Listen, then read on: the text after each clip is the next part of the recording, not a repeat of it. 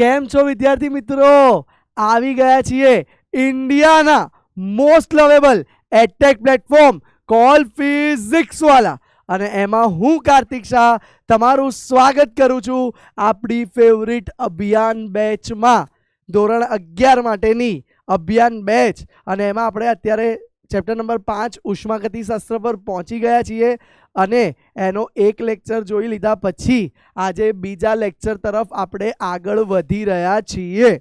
આજનો session start કરતા પહેલા તમને કેટલીક ખાસ ટિપ્સ આપવાની છે. અમને કમેન્ટ્સ મળી રહી હતી, છોકરાઓ એવું કહે છે સર કે સર લાઈવ વિડીયો કે તમારો અભિયાનનો વિડીયો જોતા હોઈએ ત્યારે અમારે વચ્ચે વચ્ચે ડિસ્ટર્બન્સ બહુ થાય છે અને સતત ભણવાની મજા નથી આવતી. તો હવે અમે એવી કઈ પરિસ્થિતિમાં ભણીએ તો અમે વધારે આઉટપુટ લઈ શકીએ એમાંથી. તો ભાઈ 3 ટિપ્સ આજે આપવા જઈ રહ્યો છું. આજે ખૂબ મહત્વની, કઈ રીતે અભિયાન બેચમાંથી યુટ્યુબ અથવા એપ પરથી ભણી શકાય અને સરસ રિઝલ્ટ લાવી શકાય એની 3 મહત્વની ટિપ્સ. પહેલી ટીપ ધ્યાન આપજો કે બને ત્યાં સુધી રૂમમાં એકલા બેસો. આજુબાજુ બહુ અવર જવર હોય ઘરના કોઈ પણ વ્યક્તિની, એવા રૂમમાં ભણવા ક્યારે પણ ન બેસો. પહેલી ટીપ, એકલા રૂમમાં બેસો, અવર જવર હોય એવા રૂમમાં ન બેસો. બીજી ટીપ, શક્ય હોય ત્યાં સુધી હેડફોનનો ઉપયોગ કરો, જેથી આજુબાજુ કે આસપાસમાંથી ક્યાંક આવતા અવાજથી તમારું ધ્યાન ડિસ્ટ્રેક્ટ ના થાય. ઘણા બધા છોકરા કહેતા હોય છે કે સર અમે ચાલુ કરીએ, સરસ વિડીયો ભણતા હોઈએ, પણ અડધેથી પછી કોઈ ફ્રેન્ડ બોલાવવા આવે કે કંઈ થાય તો અમારું ડિસ્ટર્બ થઈ જતું હોય છે બધું જ. તો બેટા આ ના થાય એના માટેની 2 ટીપ મેં તમને પહેલાં આપી. પહેલી ટીપ શું હતી ભાઈ? એકલા રૂમમાં બેસો, આસપાસ બિલકુલ કોઈ જ અવાજ ના હોય એવો રૂમ પસંદ કરો.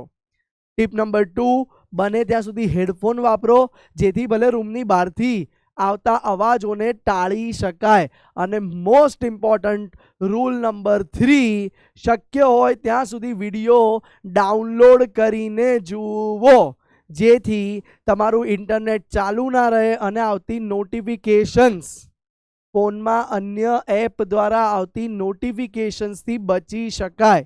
બાળકો ખાસ આ 3 પોઈન્ટનું ધ્યાન આપશો તો તમે ખૂબ સરસ રીતે ભણી શકશો અને જેનાથી સારામાં સારું રિઝલ્ટ આપણે લાવી શકીશું. ક્લિયર છે? આ 3 મહત્વની બાબત કહી દીધી મેં. ચલો હવે આજે આપણે લેક્ચર 2 શરૂ કરીએ એ પહેલાં ગયા લેક્ચરની કેટલીક મહત્વની વાતો. પહેલો પોઈન્ટ આપણે શું જોઈ ગયા હતા ગયા લેક્ચરમાં? પ્રણાલી અને પર્યાવરણ જોયું હતું, યાદ કરો. પ્રણાલી એટલે સિસ્ટમનો નાનો ભાગ જે બાકીના વિશ્વથી અલગ કરેલો હોય, અને પ્રણાલીને છોડી વિશ્વનો બાકીનો ભાગ જેને પર્યાવરણ કીધું હતું આપણે. ક્લિયર છે? પછી આપણે જોયું હતું અવસ્થા વિધેય અને પથ વિધેય. અવસ્થા વિધેય એટલે કે જે માત્ર શરૂઆતની અને અંતિમ અવસ્થા પર આધાર રાખતું હોય, જ્યારે પથ વિધેય એટલે જે શરૂઆત ને અંતિમ અવસ્થા ઉપરાંત તે પ્રાપ્ત કરવા માટેના માર્ગ પર પણ આધાર રાખતું હોય. તો એવા વિધેયને બાળકો આપણે પથ વિધેય કહી દીધું હતું. આંતરિક ઉર્જા, ગઈકાલે આપણે આંતરિક ઉર્જાની પણ માહિતી મેળવી હતી, જેને આપણે ડેલ્ટા યુ કીધું હતું, અથવા તો તમને કીધું હતું કે ઘણી જગ્યાએ એને ડેલ્ટા ઈ થી પણ સંબોધવામાં આવે છે. તો ડેલ્ટા યુ અથવા ડેલ્ટા ઈ આંતરિક ઉર્જા પણ આપણે જોયું હતું બેટા. એ સિવાય કાર્ય જેને આપણે ડબલ્યુ કીધું હતું અને ઉષ્મા જેને આપણે ક્યુ કીધું હતું. આટલી વસ્તુઓ પર નજર નાખી હતી. એ સિવાય આપણે 5 પ્રકારના, ફટાફટથી યાદ કરી લો, 5 પ્રકારના પ્રક્રમ જોયા હતા. સમદાબી, દબાણ અચળ; સમતાપી, તાપમાન અચળ; સમકદી, કદ અચળ; સમોષ્મી, ઉષ્મા અચળ; અને છેલ્લું જોયું હતું આપણે ચક્રીય પ્રક્રમ. જ્યાંથી શરૂ કર્યું ત્યાં જ પાછું પહોંચીએ અને ચક્રીય પ્રક્રમ પણ કીધું હતું. તો આવા પ્રક્રમ એટલે કે ફેરફારના પ્રકારો પણ જોયા હતા. ઉષ્માગતિશાસ્ત્રનો પ્રથમ નિયમનું સ્ટેટમેન્ટ પણ લખ્યું હતું અને સમજ્યા હતા પણ ખરા. આજનો ટાર્ગેટ શું છે? આજનો ટાર્ગેટ છે બાળકો, આજે આપણે જોવાનું છે ઉષ્માગતિશાસ્ત્રનો પ્રથમ નિયમ. ફરીથી એકવાર રિપીટ કરીશું થોડું. શૂન્ય નિયમ પણ જોઈશું આજે. પછી જોઈશું આપણે પ્રતિવર્તી અને અપ્રતિવર્તી પ્રક્રિયા, એન્થાલ્પી ઇન્ટ્રોડ્યુસ કરીશું અને ઉષ્મા ક્ષમતા વિશેની વાત પણ કરીશું.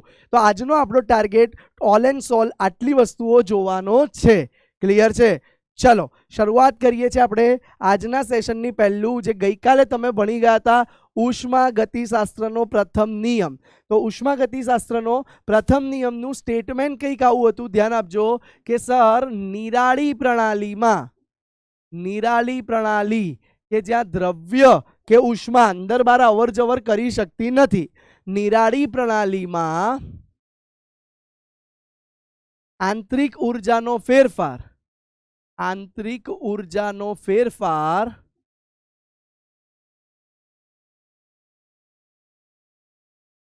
હંમેશા શૂન્ય થાય છે. બેટા આના પરથી આપણે કન્ક્લુઝન પણ કાઢ્યું હતું અને એને ગાણિતીય સ્વરૂપમાં પણ લખ્યું હતું કે ડેલ્ટા યુ બરાબર ક્યુ પ્લસ ડબલ્યુ. હવે જો પ્રક્રિયા પ્રણાલી નિરાળી પ્રણાલી હોય તો એમાં ઉષ્માનું અવર જવર થતું નથી અને કોઈ કાર્ય પણ થતું નથી, એટલા માટે આંતરિક ઉર્જાનો ફેરફાર હંમેશા 0 આવે છે. એટલે ધારો કે અંદર કોઈ કાર્ય થાય તો એ ઉષ્માના ફેરફાર જેટલું જ હોય છે. ક્લિયર છે? આટલી વસ્તુ આપણે ગઈ વખતે ભણી ગયા હતા. સાથે સાથે આપણે ગઈ વખતે ખાસ જોઈ ગયા હતા બેટા કે ક્યુ અને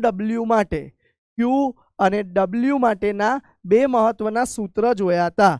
શું મહત્વના સૂત્ર હતા? ધ્યાન આપજો. ડબલ્યુ એટલે આપણે કીધું હતું કાર્ય, બરાબર છે? તો કાર્ય ક્યારે ધન લેવું અને ક્યારે ઋણ લેવું, અને ક્યુ એટલે બેટા ઉષ્મા. તો ઉષ્મા ક્યારે ધન લેવી અને ઋણ લેવી એ ખાસ સમજાયું હતું. તો ધ્યાન આપજો ઝડપથી. અહીંયા ઉષ્મા માટે અગર વાત કરો તો જો ઉષ્મા ક્યાં ભાઈ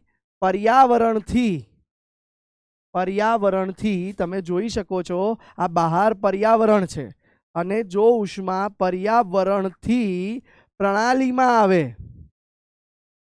તો ઉષ્માને આપણે કમ્પલસરી શું લઈએ છીએ ભાઈ? ધન લઈએ છીએ, પોઝિટિવ લઈએ છીએ. પણ જો આ ઉષ્મા બહાર જતી હોય એટલે કે શું લખી શકીએ બેટા આપણે? પ્રણાલીથી તે પર્યાવરણમાં જતી હોય તો બેટા પ્રણાલીથી પર્યાવરણમાં જાય તો આ ઉષ્માને આપણે શું લખીએ છીએ બેટા? તો આ ઉષ્માને આપણે ઋણ સંજ્ઞા સાથે બતાવી શકીએ છીએ. ક્લિયર છે બેટા? હવે ધારો કે આપણે કાર્યની વાત કરીએ, ધ્યાનથી જોજો ભાઈ. કાર્ય તો આપણે અહીંયા લખી શકીએ છીએ. જુઓ, પ્રણાલી ઉપર કાર્ય કરવામાં આવે,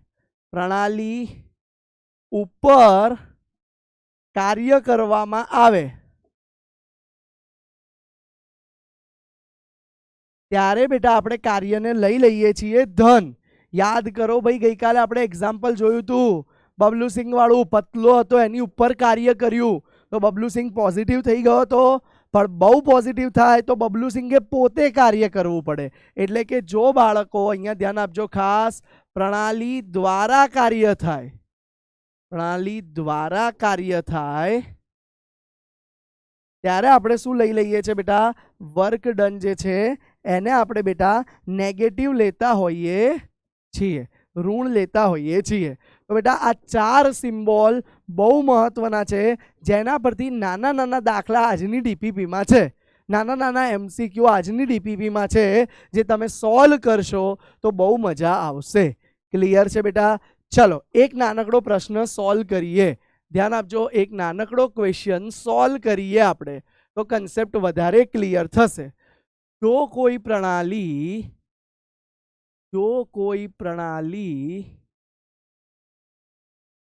30 જૂલ ઉષ્મા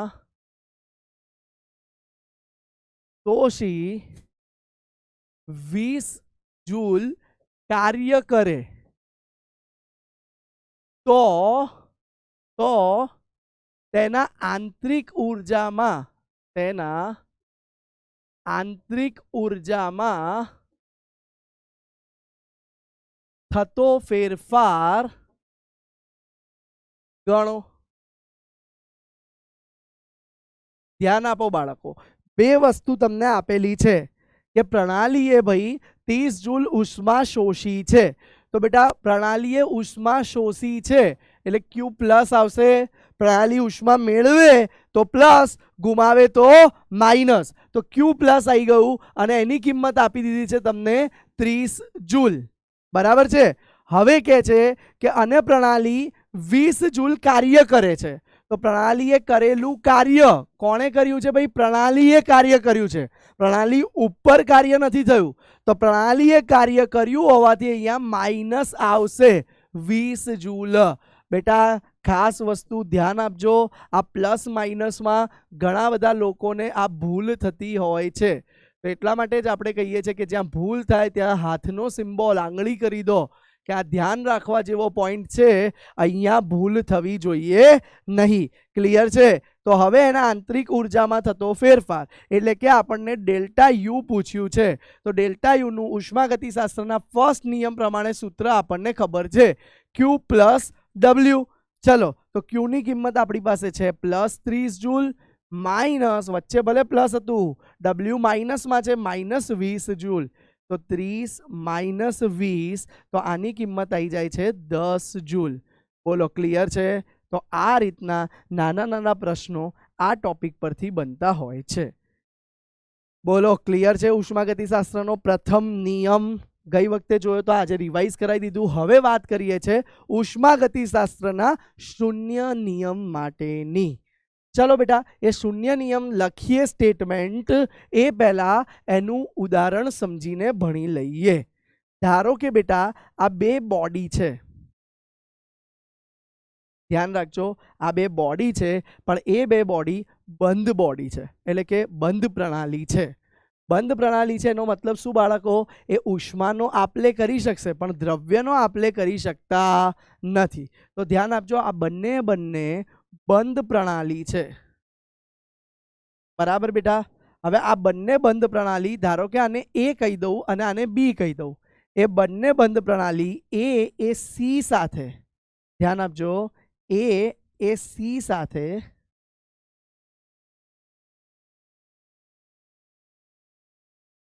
આ એ બંધ પ્રણાલી જે છે એ સી સાથે ઉષ્મીય સંતુલનમાં છે. એટલે કે બંનેનું માની લો તાપમાન લગભગ સમાન છે. શું છે ભાઈ? લખું છું, ધ્યાન આપજો, ઉષ્મીય સંતુલનમાં છે. બી એ સી સાથે, અગેન જોઈ લો, આ નીચે સી છે અને બી, ધારો કે બી અને સી પણ ઉષ્મીય સંતુલનમાં છે. બી અને સી પણ ઉષ્મીય સંતુલનમાં છે. તો કન્સેપ્ટ અહીંયા તમને એવું કહે છે કે જો બે અલગ અલગ બોડી એ ત્રીજા પદાર્થ સાથે ઉષ્મીય સંતુલનમાં હોય તો તે બંને પદાર્થ પણ એકબીજા સાથે ઉષ્મીય સંતુલનમાં હશે. નાના હતા ત્યારે તમે મેથ્સ ભણ્યા હતા, યાદ કરો ભાઈ, મેથ્સમાં તમે આવું કરતા હતા કે જો એ બરાબર સી અને બી બરાબર પણ સી હોય તો લખી શકીએ કે એ બરાબર બી થાય. બરાબર છે કે નહીં? તો એ જ કહે છે એ સી સાથે ઉષ્મીય સંતુલનમાં છે, બી એ સી સાથે ઉષ્મીય સંતુલનમાં છે. તો કહેવાનો તાત્પર્ય છે કે એ અને બી બંને પણ ઉષ્મીય સંતુલનમાં હશે. સ્ટેટમેન્ટ લખીએ એ પહેલા હજુ એક ઉદાહરણ આપું છું, ધ્યાન આપજો. આપણે ધારો કે અહીંયા મેં એક કોફીનો કપ લાવ્યો, ધ્યાન આપો, આપણા આ જ ક્લાસરૂમમાં હું એક કોફીનો કપ લાવ્યો જેમાં કપની અંદર હોટ કોફી છે. કેવી કોફી છે? Hot coffee. બરાબર? લખી દઈએ આપણે, ધ્યાન આપજો, ગરમ કોફી છે. હવે બેટા આ ગરમ કોફીનું તાપમાન 60 ડિગ્રી સેલ્સિયસ છે, જ્યારે આજુબાજુ ક્લાસનું તાપમાન 30 ડિગ્રી સેલ્સિયસ છે. તો કોફી શું કરશે બેટા? હા, એની ઉપર આપણે ઢાંકણ બી મૂકીએ છીએ, જુઓ, બરાબર? તો બી કોફીનું કપ એ કેવી સિસ્ટમ છે? ક્લોઝ, બંધ પ્રણાલી થઈ ગઈ.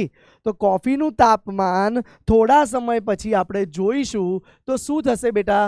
ધ્યાન આપજો, થોડા સમય પછી આપણે ફરીથી આ કોફીનું તાપમાન જોઈશું તો આપણને શું થઈ જશે? જુઓ, કોફી તો એટલી ને એટલી જ રહેશે, પણ એનું તાપમાન જે અંદરનું હતું 50°C એ હવે ઓલમોસ્ટ વાતાવરણના તાપમાન જેટલું થઈ જશે. હંમેશા યાદ રાખજો બેટા, બહુ મહત્વની લાઈન લખાવું છું.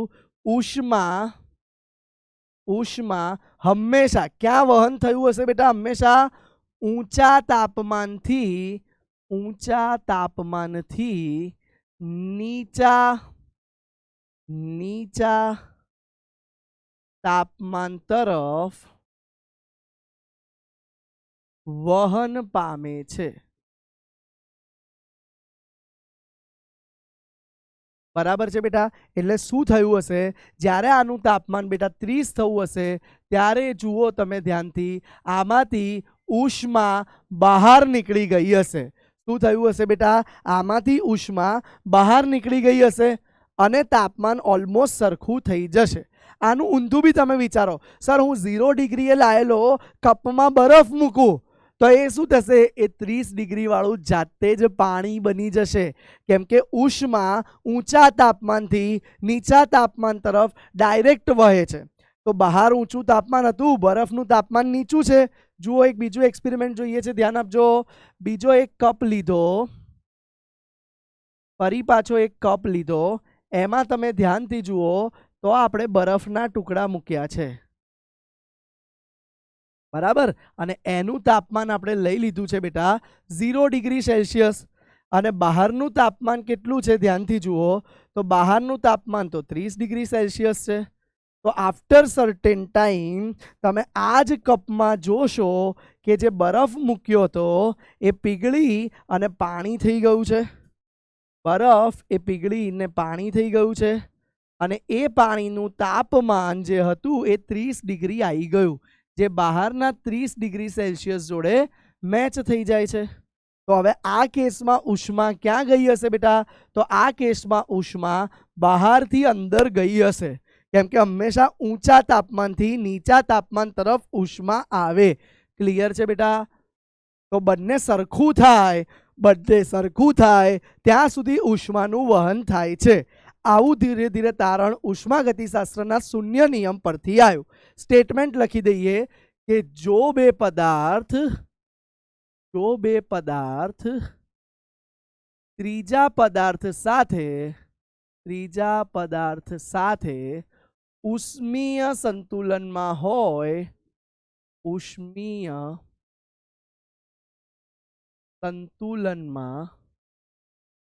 હોય તો તે બે પદાર્થો પણ એકબીજા સાથે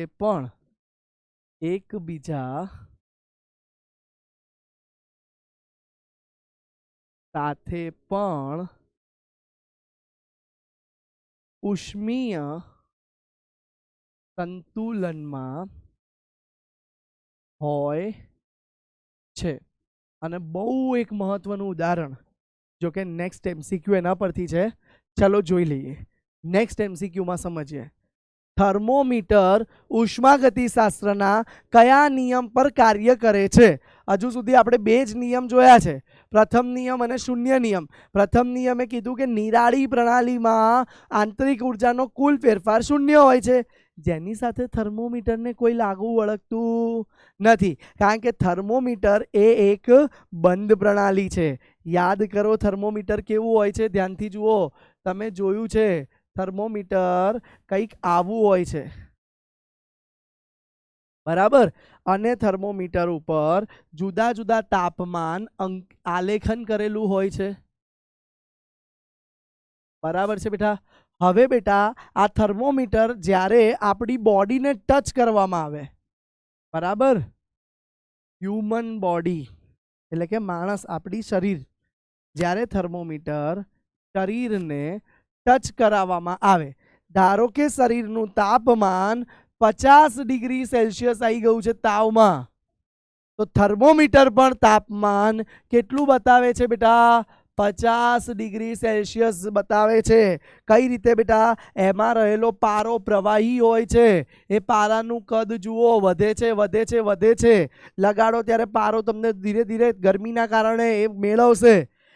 અહીંયા જુઓ થર્મોમીટર ફ્રીઝમાં રાખીએ છીએ, પહેલાં ઠંડુ હતું. પહેલાં જ્યારે થર્મોમીટર કાઢ્યું ત્યારે એનું તાપમાન માત્ર 25 ડિગ્રી સેલ્સિયસ હતું. પણ આપણી બોડી પર આમ જેવું અડાડ્યું, જુઓ જેવું અડાડીએ છીએ એવું ધીરે ધીરે એનું તાપમાન વધતું જાય છે. એ ઉષ્મા હાયરથી લોઅર મેળવશે પારો. પારો જેમ જેમ ઉષ્મા મેળવશે એનું કદ વધશે, અને જેમ જેમ એનું કદ વધશે ધીરે ધીરે એ ફૂલતો જશે, એનું કદ વધશે, ફૂલશે, અને પારો એક સપાટી પર આવીને સ્થિર થશે. ક્યારે સ્થિર થશે બેટા? જ્યારે બંને પદાર્થનું તાપમાન કેવું થઈ જશે? એક સમાન. ત્યારે પારો આગળ વધવાનો અટકી જશે, અને ત્યારે આપણે જોઈશું તો આપણે એના પરથી આપણા શરીરનું તાપમાન કહી શકીએ છીએ. તો વાસ્તવમાં થર્મોમીટર એ કયા નિયમનું પાલન કરે છે ભાઈ? ઉષ્માગતિશાસ્ત્રના શૂન્ય નિયમના આધારે બનાવવામાં આવ્યું છે. બોલો, ક્લિયર છે? આજે તમારે લેક્ચર પછી મને કમેન્ટમાં બતાવવાનું છે કે એવા બીજા કોઈ ઉપકરણ છે જે ઉષ્માગતિશાસ્ત્રના શૂન્ય નિયમ પર આધારિત માપીએ છીએ, અને એના આધારિત એ સિદ્ધાંત આધારિત ઉપકરણ બનાવવામાં આવ્યું છે. વિચારીને કમેન્ટમાં મને જણાવજો. ચલો પછી આગળ જોઈએ. હવે બાળકો આપણે મોસ્ટ ઇમ્પોર્ટન્ટ બે અલગ અલગ પ્રકારની પ્રક્રિયા સમજીએ છીએ. ગઈકાલે પ્રક્રમ જોયા હતા બેટા. હવે આજે આપણે આ વાત કરવા જઈ રહ્યા છીએ પ્રતિવર્તી પ્રક્રિયા અને અપ્રતિવર્તી પ્રક્રિયાની છે. ધ્યાનથી જોજો. આ બાજુ આપણે લખીએ છીએ પ્રતિવર્તી પ્રક્રિયા, અને આ બાજુ તમને સમજાવીશ અપ્રતિવર્તી પ્રક્રિયા.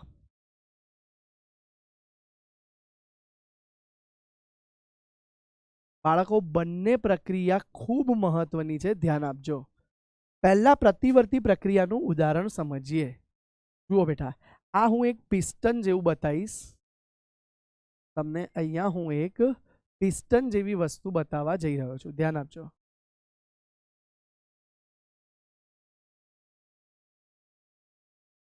તો બાળકો આ આપણે અહીંયા એક સેમ પ્રકારના 4 પાત્ર જોયા છે, અને એ પાત્રને હવે આપણે પિસ્ટન તરીકે બતાવીએ છીએ. ધ્યાનથી જોજો. તો આ પાત્રમાં શરૂઆતમાં જે પિસ્ટન હતું એ અહીંયા છે. તમે પિસ્ટન એટલે પિચકારીમાં જોયેલું છે બાળકો, એવું પિસ્ટન, બરાબર, જેની પર આપણે કહી શકીએ કે અહીંયા એક નાનકડું, ધ્યાન આપજો, પિસ્ટન ઉપર એક નાનકડું આ રીતે બેલેન્સ કરવા માટે એક લાકડું મૂકેલું છે, બરાબર છે. ધારો કે અત્યારે બાહ્ય દબાણ આપણે કંઈ મૂક્યું જ નથી, છતાં એક પી એક્સટર્નલ, બાહ્ય દબાણ પી બહારથી એટલે એને એક્સટર્નલ કહી દો, લાગતું હતું. અંદર જુઓ ધ્યાનથી, તો વાયુ ભરેલો છે, તો આ વાયુ અંદરથી પણ દબાણ લગાડશે, અને બેટા આ અંદરનું દબાણ પી ઇન્ટરનલ જ્યારે પી એક્સટર્નલ જેટલું હશે ત્યારે આ પિસ્ટન નીચે આવવાનું અટકી ગયો છે. ક્લિયર છે બાળકો? આટલું દેખાય છે? પી એક્સટર્નલ બરાબર પી ઇન્ટરનલ છે ત્યારે આ સિસ્ટમમાં પિસ્ટન અટકી ગયો છે. પિચકારી આપણે બધાએ હોળીમાં જોઈ છે, એ એક જાતનું પિસ્ટન છે બેટા. એવું જ પિસ્ટન છે. અહીંયા ખાલી વાયુ છે, પિચકારીમાં આગળ કાણું જગ્યા હોય જેથી પિચકારી છોડી શકાય. આમાં પેક છે, તો પિસ્ટન ગોઠવેલું છે.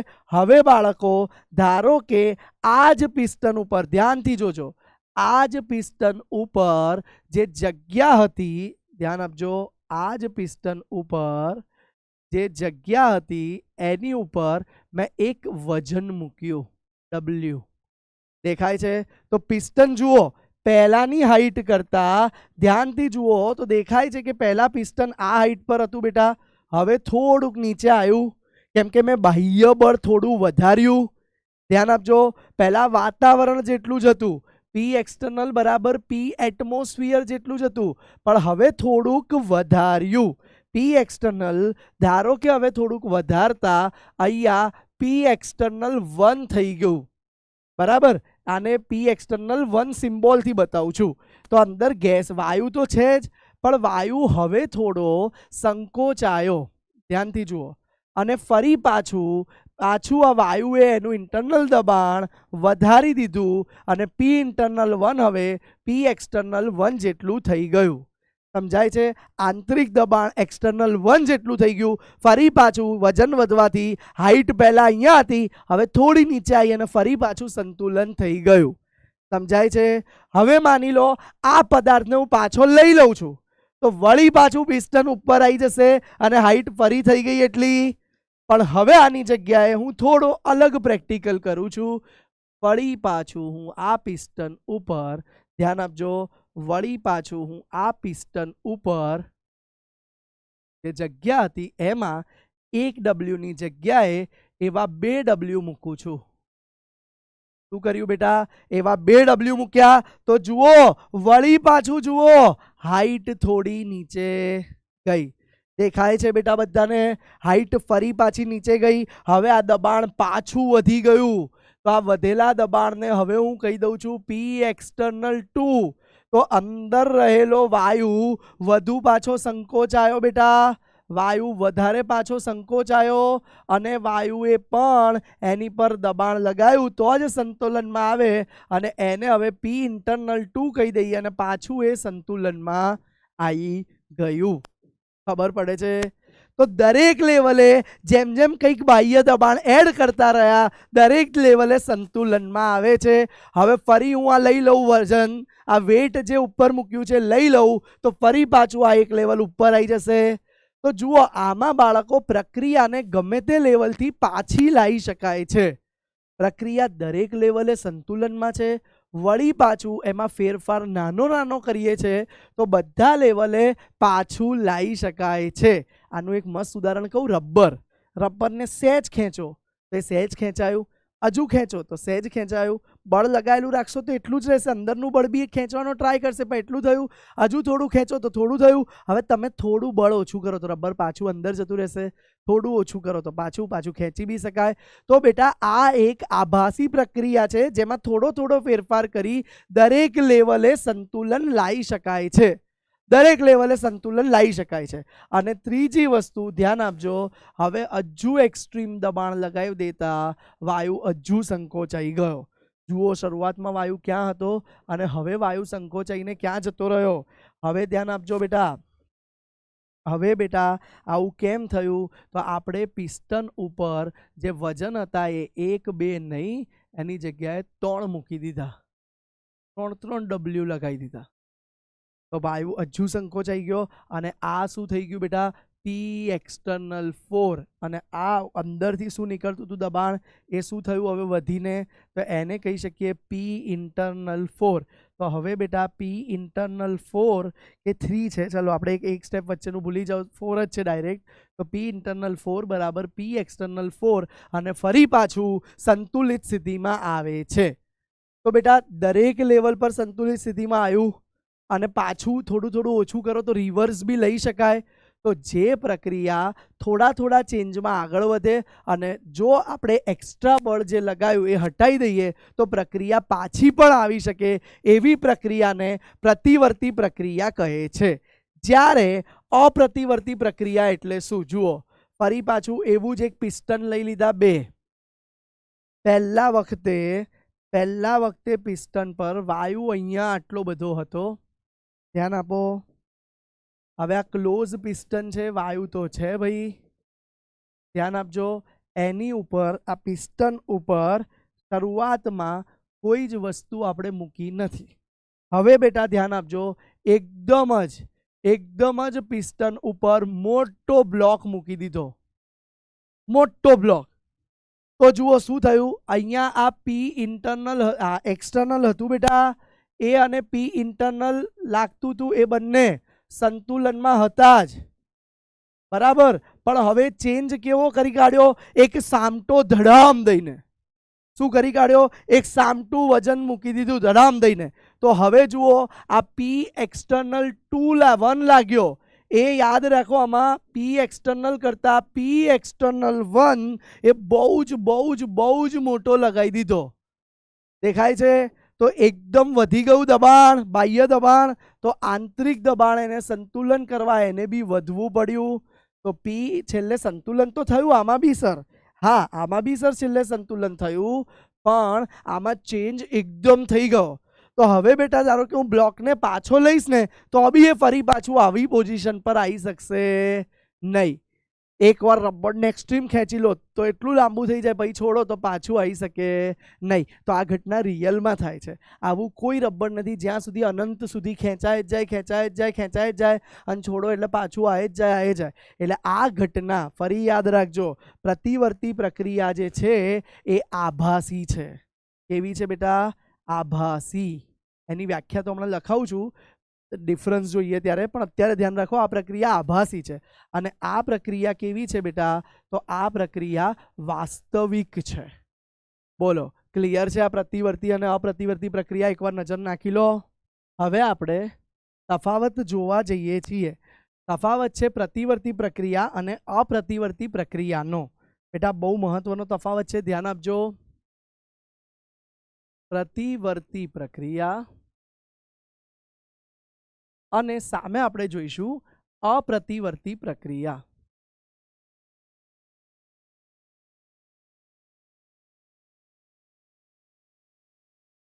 ચલો, તો તફાવતમાં પહેલો મુદ્દો આવે છે પ્રતિવર્તી પ્રક્રિયામાં એની વ્યાખ્યા. એવી પ્રક્રિયા કે જેમાં કોઈ પણ ક્ષણે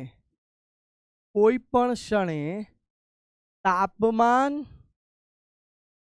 દબાણ જેવી રાશિમાં ફેરફાર કરી, વિધેયકો કે રાશિકો જેમાં ફેરફાર કરી પ્રક્રિયાની દિશા બદલી શકાય તેવી પ્રક્રિયાને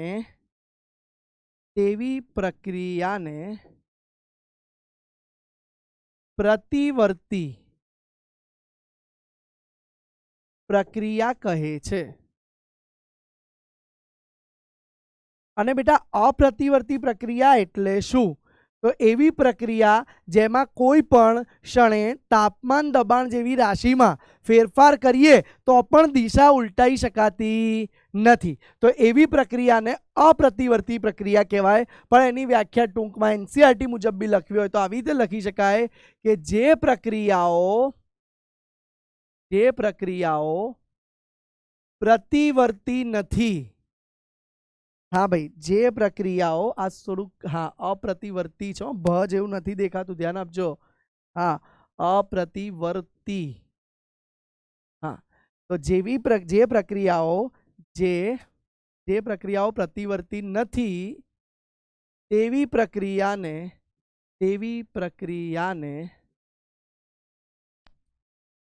અપ્રતિવર્તી પ્રક્રિયા કહે છે. બોલો, ક્લિયર છે પહેલો મુદ્દો? જે પ્રક્રિયા પ્રતિવર્તી નથી એને અપ્રતિવર્તી પ્રક્રિયા કહેવાય. એમાં દિશા ઉલટાવી શકાતી નથી, તેમાં પ્રક્રિયાની દિશા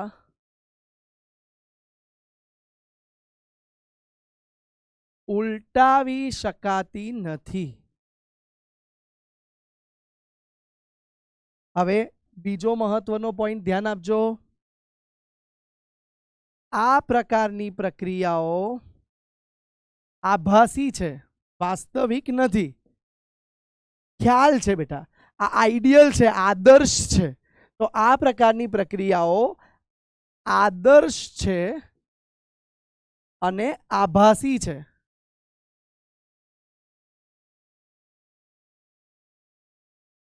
જ્યારે અપ્રતિવર્તી પ્રક્રિયાઓ વાસ્તવિક છે.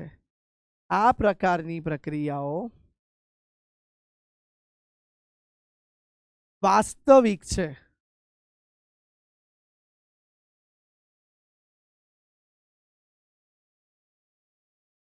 બીજો મહત્વનો પોઈન્ટ ધ્યાન આપજો. બીજો મહત્વનો પોઈન્ટ, આ પ્રકારની પ્રક્રિયા દરેક ક્ષણે સંતુલનમાં હોય છે.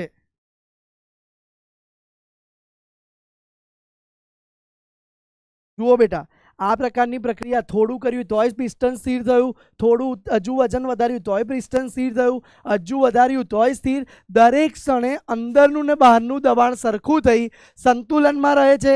જ્યારે આમાં જુઓ, પહેલા સંતુલનમાં હતું ને છેલ્લે સંતુલનમાં, વચ્ચે ક્યાંય ધડામ દઈને પિસ્ટન નીચે બેઠું ત્યારે વચ્ચે ક્યાંય સંતુલનમાં આવતું નથી. તો લખી શકાય બેટા કે આ પ્રકારની પ્રક્રિયામાં માત્ર શરૂઆત અને અંતિમ તબક્કામાં જ સંતુલન જોવા મળે છે.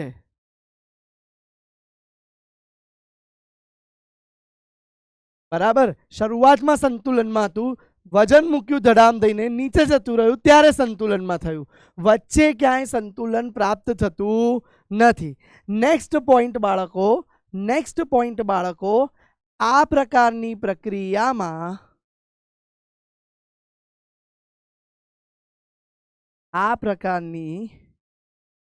પ્રક્રિયામાં કાર્ય, જો થોડું થાય છે એટલે કાર્ય આપણને કેવું મળશે? જ્યારે થોડું થતું હોય ત્યારે મહત્તમ મળે છે. તો આ પ્રકારની પ્રક્રિયામાં કાર્ય મહત્તમ મળે છે. જ્યારે સામે લખી શકીએ બેટા કે આ પ્રકારની પ્રક્રિયામાં કાર્ય મહત્તમ મળતું નથી. સર આ પોઈન્ટ ના સમજાયો બેટા. આના પછી હજુ આપણે બંને પ્રક્રિયા માટે કાર્યના સૂત્ર તારવીશું ત્યારે તમને બધા પોઈન્ટ સમજાઈ જશે. આપણે કાર્યના સૂત્ર તારવીશું ત્યારે તમને બધા પોઈન્ટ સમજાઈ જશે. ક્લિયર છે બેટા? બીજી વસ્તુ, આ પ્રક્રિયા અનંત સમય સુધી ચાલે છે. શું છે ભાઈ મુદ્દો? ધ્યાન આપજો. આ પ્રક્રિયા અનંત સમય સુધી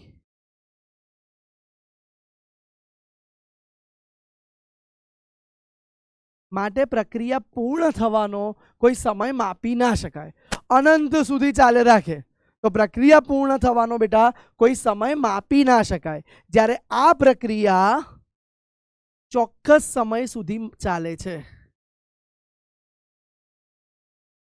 ચોક્કસ સમયમાં જ થાય છે માટે માપી શકાય બેટા. ક્લિયર છે બેટા? તો આ હતું તમારા માટે મોસ્ટ ઇમ્પોર્ટન્ટ ટેબલ, અપ્રતિવર્તી પ્રક્રિયા અને પ્રતિવર્તી પ્રક્રિયા. ચલો હવે ઇમ્પોર્ટન્ટ વસ્તુ બેટા, અપ્રતિવર્તી પ્રક્રિયા માટે કાર્ય શું છે એ સમજીએ. સૌથી પહેલા યાદ કરો બેટા, આપણે કાર્ય માટે વસ્તુ ભણી ગયા હતા કે એને W કહેવાય છે. પહેલો પોઈન્ટ કાર્ય માટે કયો ભણી ગયા હતા? એને W કહેવાય છે. બીજો પોઈન્ટ ભણી ગયા હતા કે એ પથ વિધેય છે. ગઈકાલે આ બે વસ્તુ આપણે જોયું હતું. ત્રીજો મુદ્દો મહત્વનો જોયો તો કે પ્રણાલી દ્વારા કાર્ય થાય તો W માઇનસ. ધ્યાન આપજો, પ્રણાલી દ્વારા કાર્ય થાય તો આપણે આને શું લઈ લેતા હતા? નેગેટિવ લઈ લેતા હતા. પણ બેટા પ્રણાલી ઉપર કાર્ય થાય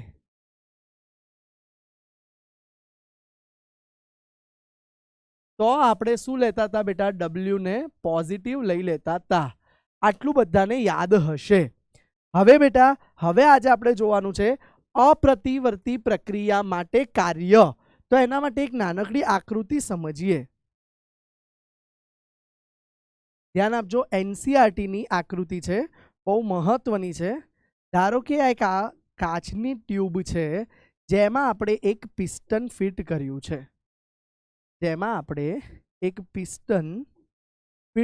છે. બરાબર છે. આ પિસ્ટનને આપણે અહીંથી બહારથી એક દબાણ આપીએ છીએ, પ્લસ બેટા અંદર અહીંયા એક વાયુ ભરેલો છે. ધ્યાન આપજો. અત્યારે કઈ દબાણ નહોતું આપ્યું તો આ પિસ્ટનનું કદ હતું આટલું, એને હું કહી દઉં છું V ફાઇનલ. આ વાયુનું આટલું કદ હતું V ફાઇનલ જેટલું, ત્યારે બહારથી કોઈ દબાણ નહોતું આપ્યું આપણે. હવે બાળકો આ જ પિસ્ટનને અહીંયા બહારથી હું દબાણ આપું છું પી એક્સટર્નલ જેટલું, બહારથી દબાણ આપું છું પી એક્સટર્નલ જેટલું, તો બટ ઓબ્વિયસલી આ પિસ્ટન અંદર જશે. ધ્યાન આપજો, આ પિસ્ટન પહેલા કરતા આટલું અંદર જતું રહ્યું, તો આ બાળકો અંતિમ કદ, એનું અંતિમ કદ આ વી ફાઇનલ જેટલું આવી ગયું.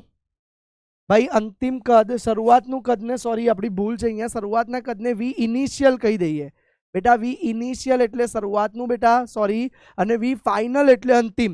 તો શરૂઆતમાં તમે ઇમેજિન કરો કે વાયુનું કદ આટલું હતું, હવે અહીંથી દબાણ આપીએ તો વાયુનું કદ સંકોચાઈ ગયું બેટા. ક્લિયર છે?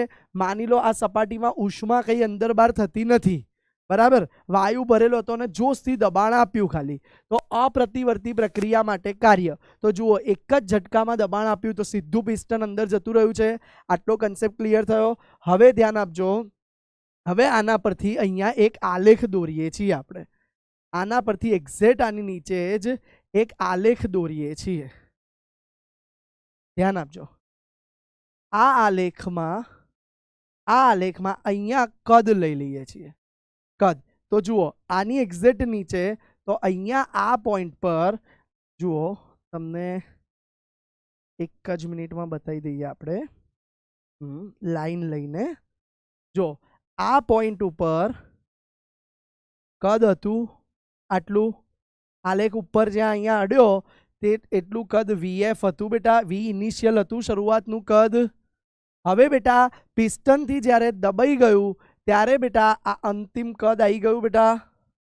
ધ્યાન આપો, આને કહી દો તમે, આ પોઈન્ટને આપણે બતાવી દઈએ, ગ્રીન કલરથી જ બે પોઈન્ટ બતાવી દઈએ. આ વી ઇનિશિયલ હતું અને આ વી આવી ગયું તમારું ફાઇનલ. તો કદમાં શું થયો બેટા? ઘટાડો થયો. સાથે આ પોઈન્ટ પર આપણે અહીંયા આ બાજુ પર દબાણ લઈ લઈએ છીએ. તો આ દબાણ કેટલું લગાવ્યું ત્યારે આટલું કદ ઘટ્યું? દબાણને આપણે પી એક્સટર્નલ કહી દઈએ. બાકી જુઓ, એ નહોતું ત્યારે કદ આટલું હતું, પી એક્સટર્નલ લગાવ્યું તો આટલું કદ ઘટ્યું. તો જુઓ ધ્યાનથી, આ આલેખમાં આટલો જે આ ભાગ આવ્યો, આટલો જેને શેડો વાળો ભાગ બતાવીએ છે, એ ભાગ બેટા આપણો P external into delta V જેટલો થયો. કેટલો થયો બેટા? પી એક્સટર્નલ જે ઘટ્યું છે એટલે એને માઇનસ કહી શકો તમે. તો આ ગ્રાફ બાહ્ય દબાણ અને કદના ફેરફાર જેટલો, વી ફાઇનલ માઇનસ વી શરૂઆતનું, એટલો થઈ ગયો બેટા. હવે આ ગ્રાફ પરથી શું સમજાવવા માંગીએ છીએ એ જોઈએ કે અપ્રતિવર્તી પ્રક્રિયા માટે કાર્ય કેટલું થાય છે. ધ્યાન આપજો, ધ્યાન આપજો બાળકો. તો હવે અહીંયા હું વ્હાઈટ કલર લઈ લઈએ, ચલો.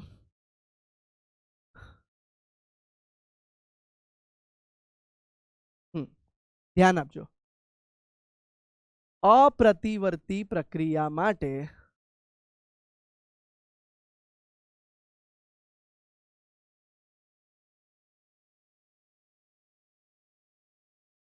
ચાલો, તો અપ્રતિવર્તી પ્રક્રિયા માટે બળ કેટલું લાગતું હતું? ભાઈ દબાણનું એક સૂત્ર બળના ફોર્મમાં પી ઇક્વલ્સ ટુ, યાદ રાખજો, એફ ઇક્વલ્સ ટુ પા આપણે લખતા હતા, એફ ઇક્વલ્સ ટુ પા લખતા હતા.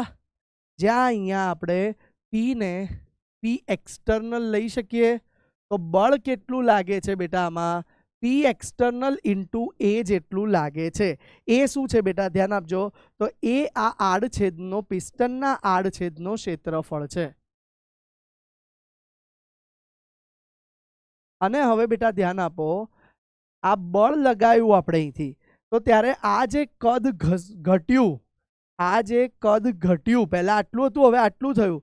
માની લો એમાં આ પિસ્ટન આટલી એલ લંબાઈ જેટલું આગળ ગયું. કેટલું આગળ ગયું બેટા? એલ લંબાઈ જેટલું. તો પહેલા બળ બરાબર પી એક્સટર્નલ ઇન્ટુ એ આવી ગયું. હવે આપણે લખીએ છીએ કે થયેલ કાર્ય, ધ્યાન આપજો, પ્રણાલી દ્વારા, માની લો આ કાર્ય પ્રણાલીએ જ કર્યું છે, તો પ્રણાલી દ્વારા થયેલ કાર્ય, કારણ કે આપણે સમજો, મેં પહેલા લેક્ચરમાં જ કીધું હતું કે કેમેસ્ટ્રીમાં આ પ્રકરણમાં આપણે પ્રણાલીને જોઈને જ ચાલીશું, પર્યાવરણને જોતા નથી. તો પ્રણાલી દ્વારા થયેલ કાર્ય, જેને ડબલ્યુ કહી દઉં, ડબલ્યુ એક્સટર્નલ બરાબર, ધ્યાન આપજો, ડબલ્યુ બરાબર એક્સટર્નલ નહીં, ખાલી ડબલ્યુ જ લખીએ કે પ્રણાલી દ્વારા થયેલ કાર્ય બરાબર માઇનસ બળ ગુણ્યા અંતર. બેટા કાર્યનું સૂત્ર છે બળ ગુણ્યા અંતર. સર પણ આ માઇનસ કેમ લખ્યું? યાદ કરો ભાઈ, પ્રણાલી દ્વારા કાર્ય થાય તો વર્ક ડન શું આવશે ભાઈ? નેગેટિવ આવશે. તો ડબલ્યુ નેગેટિવ આવે ભાઈ, એટલે આપણે નેગેટિવ લખી દીધું. હવે એફ ની જગ્યાએ હું પી બાહ્ય એટલે કે એક્સટર્નલ લખી શકું. તો જુઓ ધ્યાનથી, હું આ ડબલ્યુ ની જગ્યાએ, આ એફ ની જગ્યાએ સોરી પી એક્સટર્નલ ઇન્ટુ એ લખું છું. તો શું આવે છે ધ્યાનથી જુઓ કે ભાઈ માઇનસ પી એક્સટર્નલ ઇન્ટુ એ, અને આ અંતર જે હતું કેટલું ખસ્યું બેટા? આપણે બતાવી દીધું એલ જેટલું ખસ્યું, તો ઇન્ટુ એલ લખી શકાય. હવે ધ્યાનથી જોતા આ ખબર પડે છે કે આટલું ક્ષેત્રફળ ગુણ્યા આટલું અંતર એ તો આટલું કદ થઈ ગયું છે. હા કે ના? અંતર ગુણ્યા ક્ષેત્રફળ એને તો કદ કહેવાય, અને આ તો કેટલું કદ થયું? કદનો ફેરફાર. તો આપણે લખી શકો તમે minus P external into delta V. Delta V એટલે શું છે? કદનો ફેરફાર. તો ડબલ્યુ બરાબર minus P external into delta V. તો આપણે લખી શકીએ કે ડબલ્યુ બરાબર minus P external V final minus V initial. અંતિમ માઇનસ શરૂઆતનું. ઘણી જગ્યાએ રેફરન્સ બુકોમાં અંતિમને 2 કહે છે અને શરૂઆતને 1. તો V2 માઇનસ V1 પણ આપ્યું હોય છે. તો ધ્યાનથી જુઓ, P external into delta V. આલેખમાં જે આ એરિયા આવી ગયો એ એરિયા થયેલું કાર્ય બતાવે છે. શું બતાવે છે બેટા? આલેખનો આટલો શેડેડ ભાગ છે એ થયેલું કાર્ય બતાવે છે. તો આ હતું બેટા આપણું મોસ્ટ ઇમ્પોર્ટન્ટ 2 સૂત્ર આપણે અહીંયા જોયા. ધ્યાન આપજો, ફરીથી બોક્સ બનાવીને લખાઈ દઈએ છીએ આપણે એ સૂત્ર. ભાઈ વર્ક ડન પ્રણાલી દ્વારા થયેલું કાર્ય બરાબર પહેલું સૂત્ર minus P external into delta V, અથવા એને લાંબુ કરીને બી એટલે ડેલ્ટા વીને છૂટું પાડીને લખવું હોય તો આપણે વીએફ માઇનસ વી ઇનિશિયલ લખી શકીએ. આ કઈ પ્રક્રિયા માટે આવ્યું બેટા? વાસ્તવિક પ્રક્રિયા માટે આવ્યું કે જે આપણી આસપાસ રોજબરોજ થતી હોય છે. હવે બાળકો પ્રતિવર્તી પ્રક્રિયા માટે તો ધ્યાન આપજો બાળકો, પ્રતિવર્તી પ્રક્રિયા માટે પણ આપણે એક આકૃતિ જોઈએ છીએ. ચલો ફરીથી એકવાર આપણે પિસ્ટન લઈ લઈએ છીએ. ધ્યાન આપજો, ફરીથી એવું જ કાચનું પિસ્ટન લઈ લીધું. કાચની નળીમાં અંદર અગેન પિસ્ટન બતાવી દીધું. જોઈ લો.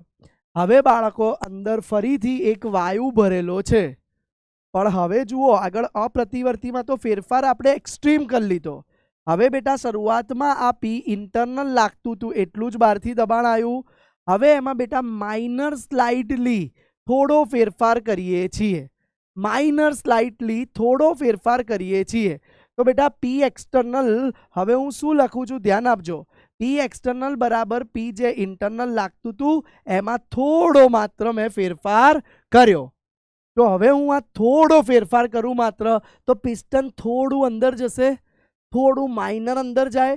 દરેક લેવલે સંતુલન સ્થપાશે કેમ કે પ્રક્રિયા પ્રતિવર્તી છે. યાદ કરો, ધીરે ધીરે ધીરે થોડો થોડો ચેન્જ. તો હવે બેટા અહીંયા આલેખ કંઈક જુદો આવશે. ધ્યાનથી જુઓ, અહીંયા આલેખ કંઈક જુદો આવશે. ધ્યાન આપજો. અહીંયા ધારો કે આ પોઈન્ટ પર વી ઇન્ટરનલ આટલું હતું. યાદ રાખો આપણે અહીંયા શું લઈએ છીએ બેટા?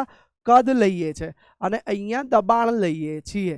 તો માની લો કે શરૂઆતમાં કદ આપણું શરૂઆતનું કદ આટલું હતું. થોડુંક કદ તો હશે શરૂઆતમાં બેટા. તો શરૂઆતનું કદ આટલું હતું, એને વી ઇનિશિયલ કહી દઉં.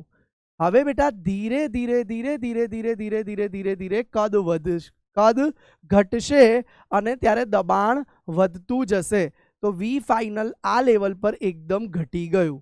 જુઓ, અને વી શરૂઆતમાં આટલું હતું પણ ધીરે ધીરે, એટલે કે ધ્યાનથી જુઓ આકૃતિમાં, દરેક પોઝિશન પર પ્રણાલી સંતુલનમાં હશે. ફેરફાર ધીરે ધીરે દબાણનો નાનો નાનો ડીપી જેટલો, પેલો જે ડેલ્ટા પી હતો ને એની જગ્યાએ હવે ડીપી જેટલો નાનો નાનો ફેરફાર કરીએ છીએ. તો જુઓ બેટા ધ્યાન આપજો, આપણે હમણાં જ ભણ્યા કે ભાઈ બરાબર છે, હમણાં જ ભણ્યા કે અપ્રતિવર્તી પ્રક્રિયા હતી તો એના માટે વર્ક ડન બરાબર -P ડેલ્ટા વી આવ્યું હતું. બરાબર, ડેલ્ટા ડબલ્યુ વર્ક ડનમાં થતો ફેરફાર, કાર્યમાં કેટલો ફેરફાર થાય, કેટલું કાર્ય થાય, એ આવું હતું. હવે એની જગ્યાએ આ પ્રક્રિયા કઈ છે તો હું લખું છું કે પ્રતિવર્તી પ્રક્રિયા માટે, પ્રતિવર્તી પ્રક્રિયા માટે, તો બાળકો પ્રતિવર્તી પ્રક્રિયા માટે તો આ ફેરફાર ઘણો નાનો હોવાથી dw બરાબર -P dv બરાબર, ડેલ્ટાની જગ્યાએ ડી. તમે આ ફિઝિક્સમાં ભણી ગયા છો, ડેલ્ટા એટલે ખૂબ મોટો ફેરફાર, જ્યારે ડી એટલે ખૂબ નાનો ફેરફાર.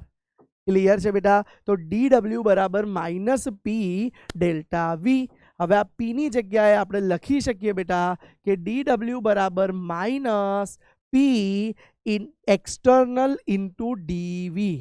બાહ્ય દબાણ એક્સટર્નલ હતું, પણ હવે બેટા આપણે આ પી એક્સટર્નલની જગ્યાએ જોઈ લો, આપણે બોક્સ બનાવી દઈએ છીએ. શું લખી શકીએ? પી ઇન્ટરનલ ઇન્ટુ ડીપી. તો હવે હું લખું છું, ધ્યાન આપજો કે ભાઈ dw બરાબર -P એક્સટર્નલ, અને એની જગ્યાએ લખવાનું હતું, સોરી, P ઇન્ટરનલ વત્તા ધ્યાન આપજો, એક મિનિટ ક્લિયર કરીએ ફરીથી એકવાર, ઉભા રહો. હા, -P ઇન્ટરનલ વત્તા ડીપી અને બાર ડીવી તો છે જ. બોલો, ક્લિયર થયું આટલું બેટા?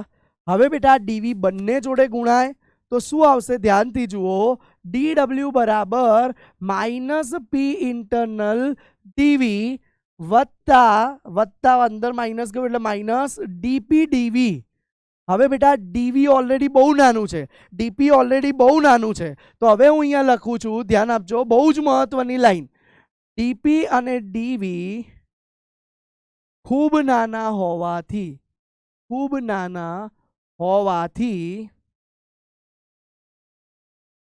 ડીપી ઇન્ટુ ડીવી બરાબર અવગણ્ય.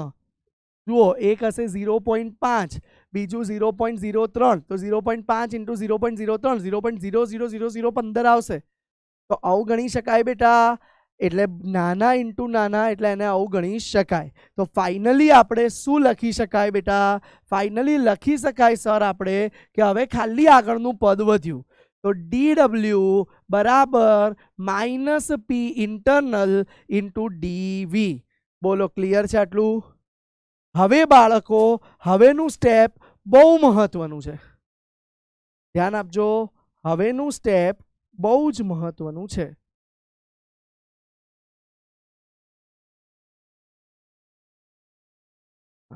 It is called space management. બરાબર, હવેનું પદ જે હું લખું છું એ બહુ મહત્વનું છે, જે હાલ પૂરતું તમારે યાદ રાખવું પડશે, કેમ કે દ્રવ્યની અવસ્થાઓ ચેપ્ટર તમારે નીકળી ગયું છે અને એમાં એક સમીકરણ આવતું હતું, અને એ સમીકરણ છે બેટા આદર્શ વાયુ સમીકરણ. તો હું લખું છું, આદર્શ વાયુ સમીકરણ મુજબ પીવી બરાબર એનઆરટી. સર, આ આદર્શ વાયુ સમીકરણ શું છે? એક્સ્ટ્રામાં સમજાવો ને. ચલો, એક જ મિનિટ માટે એક્સ્ટ્રામાં સમજાવું છું, ધ્યાન આપજો. આ નવી એનસીઆરટીમાં ડિલીટ થઈ ગયું છે, પણ જૂની એનસીઆરટીમાં હતું, પ્લસ હજુ નીટ JEE માટે હોઈ શકે, તો આપણે છેલ્લે ભણીશું. અત્યારે ખાલી ક્વિક વ્યૂ આપું છું. આદર્શ વાયુ સમીકરણ બેટા એ ચેપ્ટર જૂનું દ્રવ્યની અવસ્થાઓ હતું, એમાં વાયુ અવસ્થામાં આવે છે. શેમાં આવે છે બેટા? વાયુ અવસ્થામાં. તો આદર્શ વાયુ સમીકરણ શું છે સર? તો એ સમીકરણ છે બેટા પીવી બરાબર એનઆરટી. શું સમીકરણ છે બેટા? પીવી બરાબર એનઆરટી, જ્યાં પી દબાણ છે, વી કદ છે, એન મોલ છે, આર વાયુ અચળાંક છે. શું છે બેટા? આર વાયુ અચળાંક છે, જેનું એક મૂલ્ય તમે કામ રાખી લો, દાખલામાં કામ આવશે 8.3 joule kelvin inverse mall inverse. આ યાદ રાખી લેજો, દાખલામાં તમારે કામ આવશે. ક્લિયર છે? આ સિવાય તમારા કામમાં એક આવવાનું છે, એ લખી દઉં છું. એક એટમોસ્ફિયર દબાણનો એકમ અને કદનો એકમ જો લીટર હોય તો બરાબર 101 જૂલ થશે. શું થશે બેટા? એક એટમોસ્ફિયર ઇન્ટુ લીટર બરાબર 101 જૂલ થશે. આ યાદ રાખી લેજો. અને ટી એ વાયુનું તાપમાન છે જે દબાણમાં આવશે, અને એ પણ નિરપેક્ષ તાપમાન, એટલે કે સોરી દબાણમાં નહીં, નિરપેક્ષ તાપમાન કેલ્વિનમાં આવશે. બરાબર, કેલ્વિન એકમમાં મપાશે. તો આ હતું બેટા આદર્શ વાયુ સમીકરણ. બરાબર, જે ઓલરેડી આપણે લખ્યું.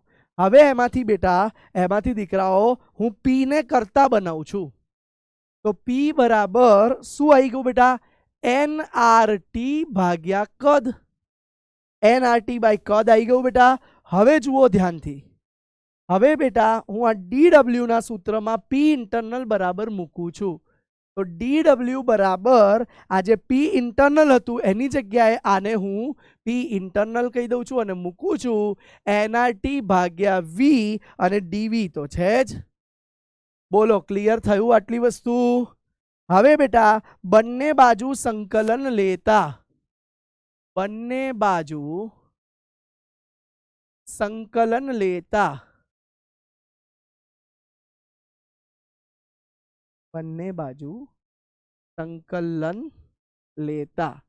જુઓ બેટા, આ સંકલન પણ હજુ તમારે ડિટેલમાં ધોરણ 12 માં ભણવામાં આવશે, પણ અત્યારે જેટલું કરાવું એટલું ધ્યાન રાખજો. કંઈ ના હોય તો એને 1 લખાય, 1 ઇન્ટુ DW. બરાબર, અહીંયા જુઓ N મોલ છે, R વાયુ અચળાંક, T તાપમાન, બધું બહાર નીકળી ગયું કેમ કે એ અચળ છે. ધ્યાન આપજો. પ્રશ્ન થાય, સર આ બધું બહાર કેમ નીકળી ગયું? એ અચળ છે, અચળ સંખ્યાનું સંકલન થાય નહીં એટલે બહાર નીકળી ગયું. બદલાતું હતું કોણ બેટા? આમાં પ્રેશર થોડું થોડું લગાવીશું તો કદ બદલાય છે, એટલે આપણે કદ રાખ્યું અને લખી કાઢીએ છીએ અહીંયા DV. બોલો, ક્લિયર છે? હવે જુઓ બેટા, 1 ની સાપેક્ષે W નું સંકલન એ W આવી જશે. NRT તો 12 જ છે. 1/V DV નું સંકલન આવી જશે બેટા. જુઓ, હા એક મિનિટ, માઇનસ સાઇન હતી અહીંયા, ભૂલી ગયા આપણે, અહીંયા ધ્યાન આપજો. હા માઇનસ સાઇન છે જ. હવે ln V આવી જશે. સર આ ln શું છે બેટા? log E બેઝ જે હોય એને ln કહેવાય છે.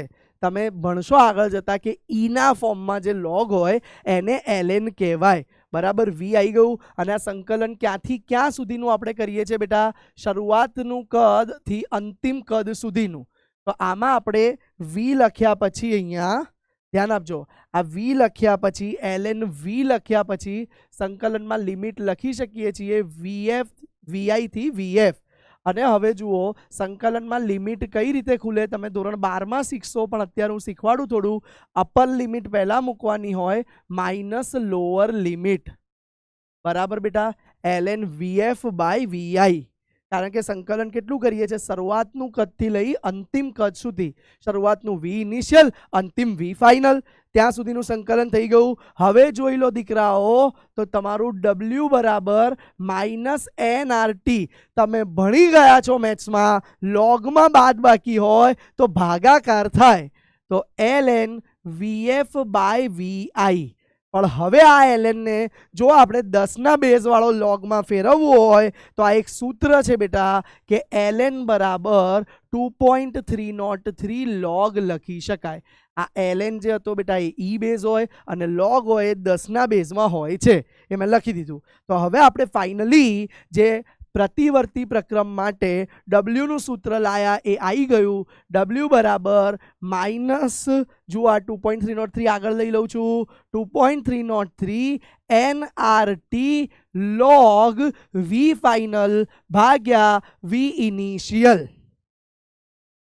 W બરાબર 2.303 V final divided by V initial, અંતિમ અપોન શરૂઆતનું. આ તમારું બેટા કયા પ્રક્રમ માટે? પ્રતિવર્તી પ્રક્રિયા માટે કાર્યનું સૂત્ર આવી જાય છે. બોલો, ક્લિયર છે કન્સેપ્ટ આટલો? બેટા અપ્રતિવર્તી માટે બી આપણે કાર્યનું સૂત્ર લાયા, અને બેટા હવે પ્રતિવર્તી પ્રક્રમ માટે પણ કાર્યનું સૂત્ર લાયા. આ બંને સૂત્ર દાખલા ગણવા માટે બહુ મહત્વના રહેશે. ક્લિયર છે આટલી વસ્તુ? નજર નાખી લો ઝડપથી એકવાર. હવે બેટા આપણે ભણવા જઈ રહ્યા છીએ મુક્ત વિસ્તરણ. મુક્ત વિસ્તરણ એટલે શું? ધ્યાન આપજો બેટા.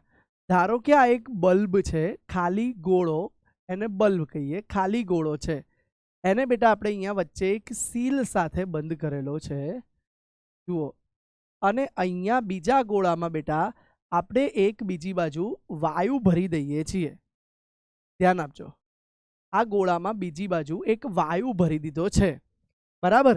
હવે અત્યારે આ બંધ છે, પણ જેવો બેટા બંધમાંથી ખોલવામાં આવે, આ વાલ્વને ખોલવામાં આવશે, તો બંધમાંથી બેટા ખોલવામાં આવે તો આ વાયુ ખોલવામાં આવે ત્યારે આ વાયુ જે ભરેલો હતો એ હવે મુક્ત રીતે પ્રસરણ પામશે. જો શરૂઆતમાં શું હતો બેટા? શરૂઆતમાં ખાલી હતું, બરાબર છે, શૂન્ય અવકાશ કરેલું હતું. હવે જેવો ઓપન કરો તો એ પ્રસરણ પામી જાય, ખોલવામાં આવે તો પ્રસરણ પામે. તો એને કહેવાય છે આદર્શ વાયુનું, આદર્શ વાયુને. હવે તમને પ્રશ્ન થાય, સર આદર્શ વાયુ શું છે? બેટા એ એકચ્યુઅલી દ્રવ્યની અવસ્થા તમારે ચેપ્ટર ચાલ્યું નથી એટલે તમને નહીં ખ્યાલ આવે. અત્યારે એવું માનો એક એવો વાયુ જે ચેપ્ટર 5 જે જૂનું હતું એમાં 4-5 નિયમો આપ્યા હતા, એ બધા નિયમોનું પાલન કરતો હતો, એવા વાયુને આદર્શ વાયુ કીધો હતો. એ નિયમો હતા બોઇલ, ચાર્લ્સ, ગેલ્યુસેક ને એવોગેડ્રો. પણ એ શું છે હમણાં નજર નથી નાખવાની. તો માની લો આ એક એક્સ્ટ્રીમ સરસ ડાયો વાયુ છે, આદર્શ વાયુ છે. એને જ્યારે ખોલવામાં આવ્યો તો આદર્શ વાયુને શૂન્ય અવકાશમાં મુક્ત પ્રસરણ કરવા દેવામાં આવે, તેને મુક્ત વિસ્તરણ કહે છે. તેને મુક્ત વિસ્તરણ કહે છે. હવે બેટા ધ્યાન આપજો, આ મુક્ત વિસ્તરણ થશે ત્યારે શું આપણે બહારથી કોઈ દબાણ આપ્યું છે? નથી આપ્યું બેટા બહારથી કોઈ દબાણ. બહારથી કોઈ તાપમાનનો ફેરફાર કર્યો છે બેટા? તો આપણે આમાં તાપમાનનો ફેરફાર પણ નથી કર્યો. વાયુ જાતે જ પ્રસરે છે બેટા, તો તાપમાનનો ફેરફાર નથી કર્યો, દબાણનો ફેરફાર નથી કર્યો. તો આ પ્રક્રિયા માટે Q પણ 0 આવશે અને કોઈ કાર્ય પણ નહીં થાય. વાયુ એમનેમ પ્રસરણ પામે છે. ધ્યાન આપજો. તો આ પ્રકરણ માટે, આ પ્રકારના પ્રક્રમ માટે આંતરિક ઉર્જાનો ફેરફાર, જેને આપણે ડેલ્ટા યુ અથવા ડેલ્ટા ઈ કીધો હતો, જે આવતું હતું તમારું Q પ્લસ W. હવે W ની જગ્યાએ આપણે શું લખી શકાય? ભાઈ W ની જગ્યાએમાં લખવું છે તો મારે P external into delta V લખી શકાય. પણ ધ્યાનથી જુઓ, P એક્સટર્નલ 0 છે એટલે W બી 0 અને Q બી 0. તો આંતરિક ઉર્જા એટલે કે ડેલ્ટા ઈ અથવા ડેલ્ટા યુ પણ શું આવી ગયું? શૂન્ય આવી જાય છે. ક્લિયર છે બેટા? પણ ધારો કે કેટલાક કેસ માટે આપણે એક અલગ કેસ જોઈએ કે ભાઈ આંતરિક ઉર્જા અચળ કદે, બેટા બહુ મહત્વનો પોઈન્ટ છે, હેશટેગ સ્ટાર કરી દઉં છું, ધ્યાન આપજો. સ્ટાર હેશટેગ કરી દીધું છે ભાઈ, ધ્યાન આપજો. આંતરિક ઉર્જા અચળ કદે, બેટા પહેલી વસ્તુ ખાસ સમજો, કદ અચળ કહી દીધું છે. કદ અચળ તો તમે તરત જ શું લખી શકો બેટા? ગઈકાલે જ આપણે શીખવાડ્યું હતું, યાદ કરો પ્રક્રમના પ્રકારે, સમકદી પ્રક્રમ. કદ અચળ તો ડેલ્ટા વી શૂન્ય થાય. તો ડેલ્ટા વી શૂન્ય છે તો આંતરિક ઉર્જા શું થશે? ડેલ્ટા યુ બરાબર Q પ્લસ W હતું. હવે W ની જગ્યાએ શું લખતા હતા? Q minus P delta V. પણ ડેલ્ટા વી તો શું થઈ ગયું? 0. તો ડેલ્ટા યુ શું મળી ગયું? QV. QV કેમ લખ્યું સર? QV શું છે ભાઈ? બહુ મહત્વની વસ્તુ છે, ધ્યાન આપજો. QV છે અચળ કદે થતો ઉષ્માનો ફેરફાર. અચળ કદે થતો ઉષ્માનો ફેરફાર કોના જેટલો હોય છે? સાબિત થયું. અચળ કદે જો ઉષ્માનો ફેરફાર થાય તો એ આંતરિક ઉર્જા એટલે કે ડેલ્ટા યુ અથવા ડેલ્ટા ઈ જેટલો મળે છે. બોલો, આ ટર્મ ક્લિયર છે? જો કદ અચળ રાખો, ખાલી ઉષ્માનો ફેરફાર કરો તો એ આંતરિક ઉર્જાના ફેરફાર જેટલો જ હોય છે, કેમ કે કોઈ કાર્ય થતું નથી. અચળ કદે ડેલ્ટા વી 0 હોવાના કારણે તમારું ડબલ્યુ પણ 0 થઈ જાય છે, એટલે જે ફેરફાર આવે ક્યુ જેટલો આવે છે ખાલી. ક્લિયર છે? આ પોઈન્ટ બહુ મહત્વનો છે. હવે જુઓ બાળકો, મોટા ભાગે જ્યારે આપણે રાસાયણિક પ્રક્રિયા લેબમાં કરતા હોઈએ છીએ તો એક ખુલ્લા બીકરમાં કરતા હોઈએ છીએ. ધ્યાન આપજો, એના કારણે નવું એક ટર્મ ઇન્ટ્રોડ્યુસ થયું. લખું છું કારણ, ધ્યાન આપજો. મોટા ભાગે રાસાયણિક પ્રક્રિયાઓ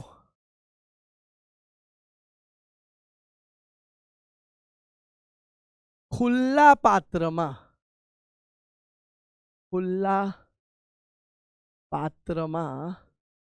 થતી હોય છે.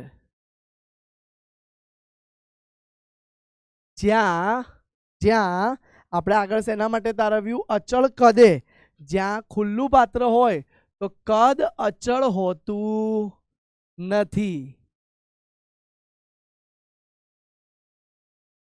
પણ શું અચળ હોય છે? દબાણ. કેમ કે જુઓ બેટા, ખુલ્લું પાત્ર છે તો એની ઉપર દબાણ વાતાવરણનું લાગશે, અને જે લગભગ એક વાતાવરણ જેટલું લાગે છે, વાતાવરણનું દબાણ એક વાતાવરણ હોય, તો ખુલ્લા પાત્રમાં કરો તો એની પર એટલું જ દબાણ લાગે છે. તો મોટા ભાગે રાસાયણિક પ્રક્રિયા ખુલ્લા પાત્રમાં થતી હોય છે, અને જ્યાં કદ અચળ હોતું નથી પણ દબાણ અચળ હોય છે.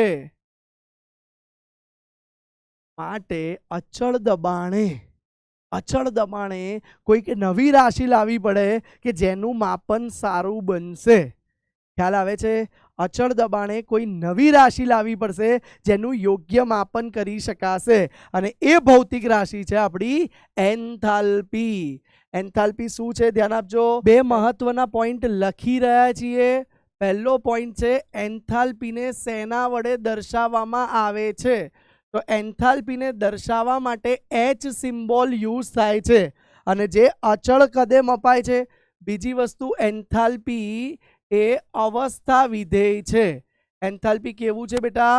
તો એન્થાલ્પી એ આપણું અવસ્થા વિધેય છે. ક્લિયર છે આટલી વસ્તુ? એન્થાલ્પી આપણું અવસ્થા વિધેય છે, અને એ દર્શાવવા માટે એચ સિમ્બોલનો ઉપયોગ થાય છે. હવે ધ્યાન આપજો બાળકો, એન્થાલ્પી વિશેની માહિતી ડિટેલમાં જોઈ રહ્યા છીએ આપણે આજે કે કઈ રીતે તારવવામાં આવી. તો હવે ધ્યાન આપો, હું લખું છું પહેલી વસ્તુ, અચળ દબાણે આંતરિક ઉર્જા. તો બેટા આંતરિક ઉર્જા અચળ દબાણે શું હતું બેટા?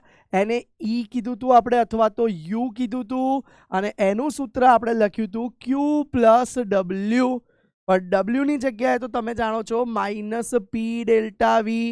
યાદ રાખજો, પી ડેલ્ટા વી માં બી અચળ દબાણે છે, એટલે પી એક્સટર્નલ કોન્સ્ટન્ટ છે.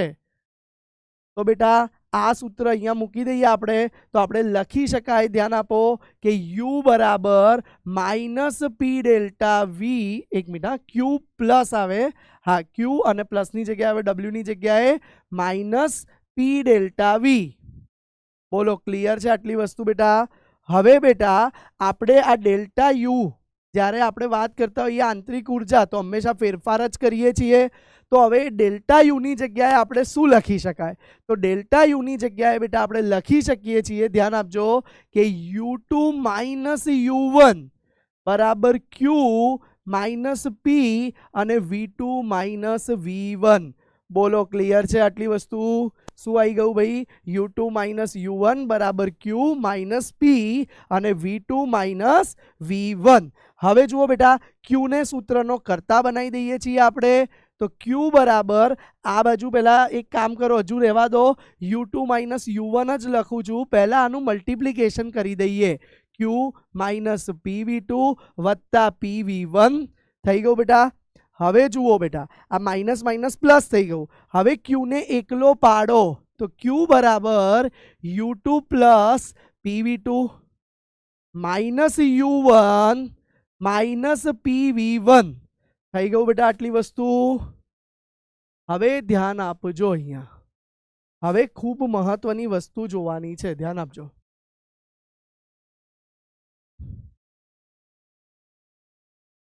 હવે બેટા આ ક્યુ ને એમનું એમ રાખીએ છીએ. ધ્યાનથી જોઈએ તો આ બે પદ મળે આપણને, you minus PV2 minus common કાઢી કાઢો, સોરી પ્લસ હતું હા, અને માઇનસ કોમન કાઢી કાઢો તો U1 પ્લસ PV1. બાળકો ધ્યાનથી આગળ જતા આપણે આ જ પદને, જે આંતરિક ઉર્જા પ્લસ PV આવ્યું, એ પદને આપણે એન્થાલ્પી તરીકે ઓળખીએ છીએ. અને એન્થાલ્પીને આપણે કહી દઈએ છીએ કે H બરાબર U પ્લસ PV. શું કહી દીધું બેટા એન્થાલ્પીને? H બરાબર U પ્લસ PV. ધારો કે આ સેકન્ડ કન્ડિશનની એન્થાલ્પી હોય H2 બરાબર તો U પ્લસ PV2 બરાબર U2 પ્લસ PV2, અને જો શરૂઆતની એન્થાલ્પી હોય તો U1 પ્લસ PV1. થઈ ગયું બેટા? હવે જોઈ લો બેટા, તો હવે અહીંયા આપણે લખી શકીએ છીએ કે Q બરાબર U2 પ્લસ PV2 હતું, એની જગ્યાએ આપણે લખી દો H2 માઇનસ H1. અને આ Q કયો હતો બેટા? અચળ દબાણે. તો હવે જોઈ લો, તમે લખી શકો છો બેટા અચળ દબાણે ઉષ્મા ફેરફાર, જેને આપણે શું કહી દીધું? QP બરાબર ડેલ્ટા H. ક્લિયર છે? અચળ દબાણે જેટલી બી ઉષ્મા ફેરફાર કરવામાં આવે એ એન્થાલ્પી ફેરફાર જેટલી મળે છે. અને અહીંયા બોક્સ કરીને બે બહુ જ મહત્વની વાત લખાવા જઈ રહ્યો છું. ધ્યાન આપજો, બે બહુ જ મહત્વની વાત. પહેલી વાત આપણે જોયું હતું અચળ કદે. અચળ કદે શું થતું હતું બેટા? ઉષ્માનો જે ફેરફાર હોય અચળ કદે કરીએ આપણે QVA, તો એ આંતરિક ઉર્જાના ફેરફાર જેટલું મળ્યું હતું. અને હવે વાત કરી દઈએ આપણે અચળ દબાણે. તો અચળ દબાણે QP જે મળ્યું એ ડેલ્ટા H જેટલું મળે છે. બોલો ક્લિયર છે આ કન્સેપ્ટ? 100%. ચલો જોઈ લેજો એકવાર. અને અહીંયા આપણે H નું સૂત્ર તારવી કાઢ્યું કે H બરાબર U પ્લસ PV. એને પણ આપણે બોક્સ બનાવીને રાખીએ છીએ. ડન છે બેટા? ચલો બાળકો, હવે આપણે એન્થાલ્પી ફેરફારમાં જ એક મહત્વની વાત કરીએ. ધ્યાન આપજો બાળકો, હવે આપણે એન્થાલ્પી ફેરફાર મોસ્ટલી વાયુઓ માટે જ જોઈશું, કેમ કે દબાણ બદલાતા વાયુઓનું જ કદ બદલાય છે, ઘન અને પ્રવાહીના કદ પર એટલી અસર થતી નથી. ધ્યાન આપજો, હું લખું છું, દબાણમાં ફેરફાર કરતા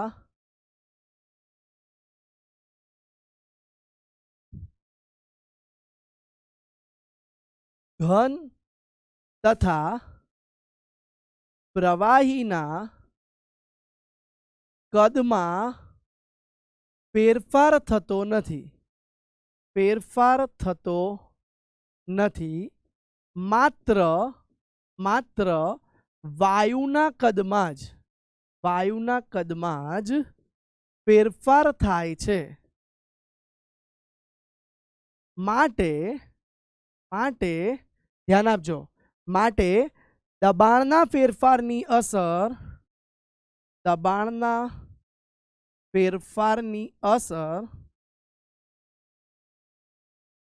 વાયુઓ માટે જ મહત્વની છે. તો બાળકો, હવે આપણે જોવા જઈ રહ્યા છીએ કે વાયુઓ માટે મહત્વની છે, તો એન્થાલ્પીમાં એવો તો કેવો ફેરફાર કરીએ કે જે વાયુઓ માટે મહત્વનો રહેશે, અને ત્યારે એન્થાલ્પીનો ફેરફાર પણ નોંધીશું અને ઉષ્માનો ફેરફાર પણ. હવે ધ્યાન આપો, આપણે એન્થાલ્પીનું સરસ મજાનું સૂત્ર આપણે આગળ તારવી દીધું કે H બરાબર U વત્તા PV. અને બેટા આમાં ડેલ્ટા લગાવી દો તો લખી શકો ડેલ્ટા H બરાબર delta U plus P delta V. P અચળ હોય છે એન્થાલ્પી માટે, એટલે આપણે એની આગળ ડેલ્ટા લગાડતા નથી. બોલો ક્લિયર છે આટલી વસ્તુ બેટા? હવે ધ્યાન આપજો બેટા, હવે આપણે વાત કરીએ વાયુ માટે. શરૂઆતમાં બેટા અગેન આ તમે જે સમીકરણ ભણી ગયા હતા, મેં તમને કીધું કે દ્રવ્યની અવસ્થા માટે સમીકરણ બહુ મહત્વનું છે, પણ તમારા કોર્સમાં નથી. તો આ સમીકરણ બાળકો પ્લીઝ તમે ખાસ યાદ કરી લેજો. ઉષ્માગતિશાસ્ત્રમાં આગળ સંતુલનમાં બધે બહુ જ કામ આવવાનું છે. તો હવે ધ્યાન આપો બેટા. હવે આપણે વાત કરી રહ્યા છીએ કે વાયુ માટે શરૂઆતમાં જો એનું દબાણ P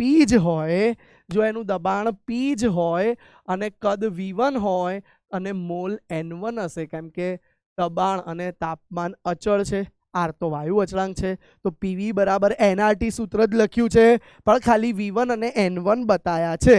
હવે બેટા વાયુ માટે અંતિમ સ્થિતિમાં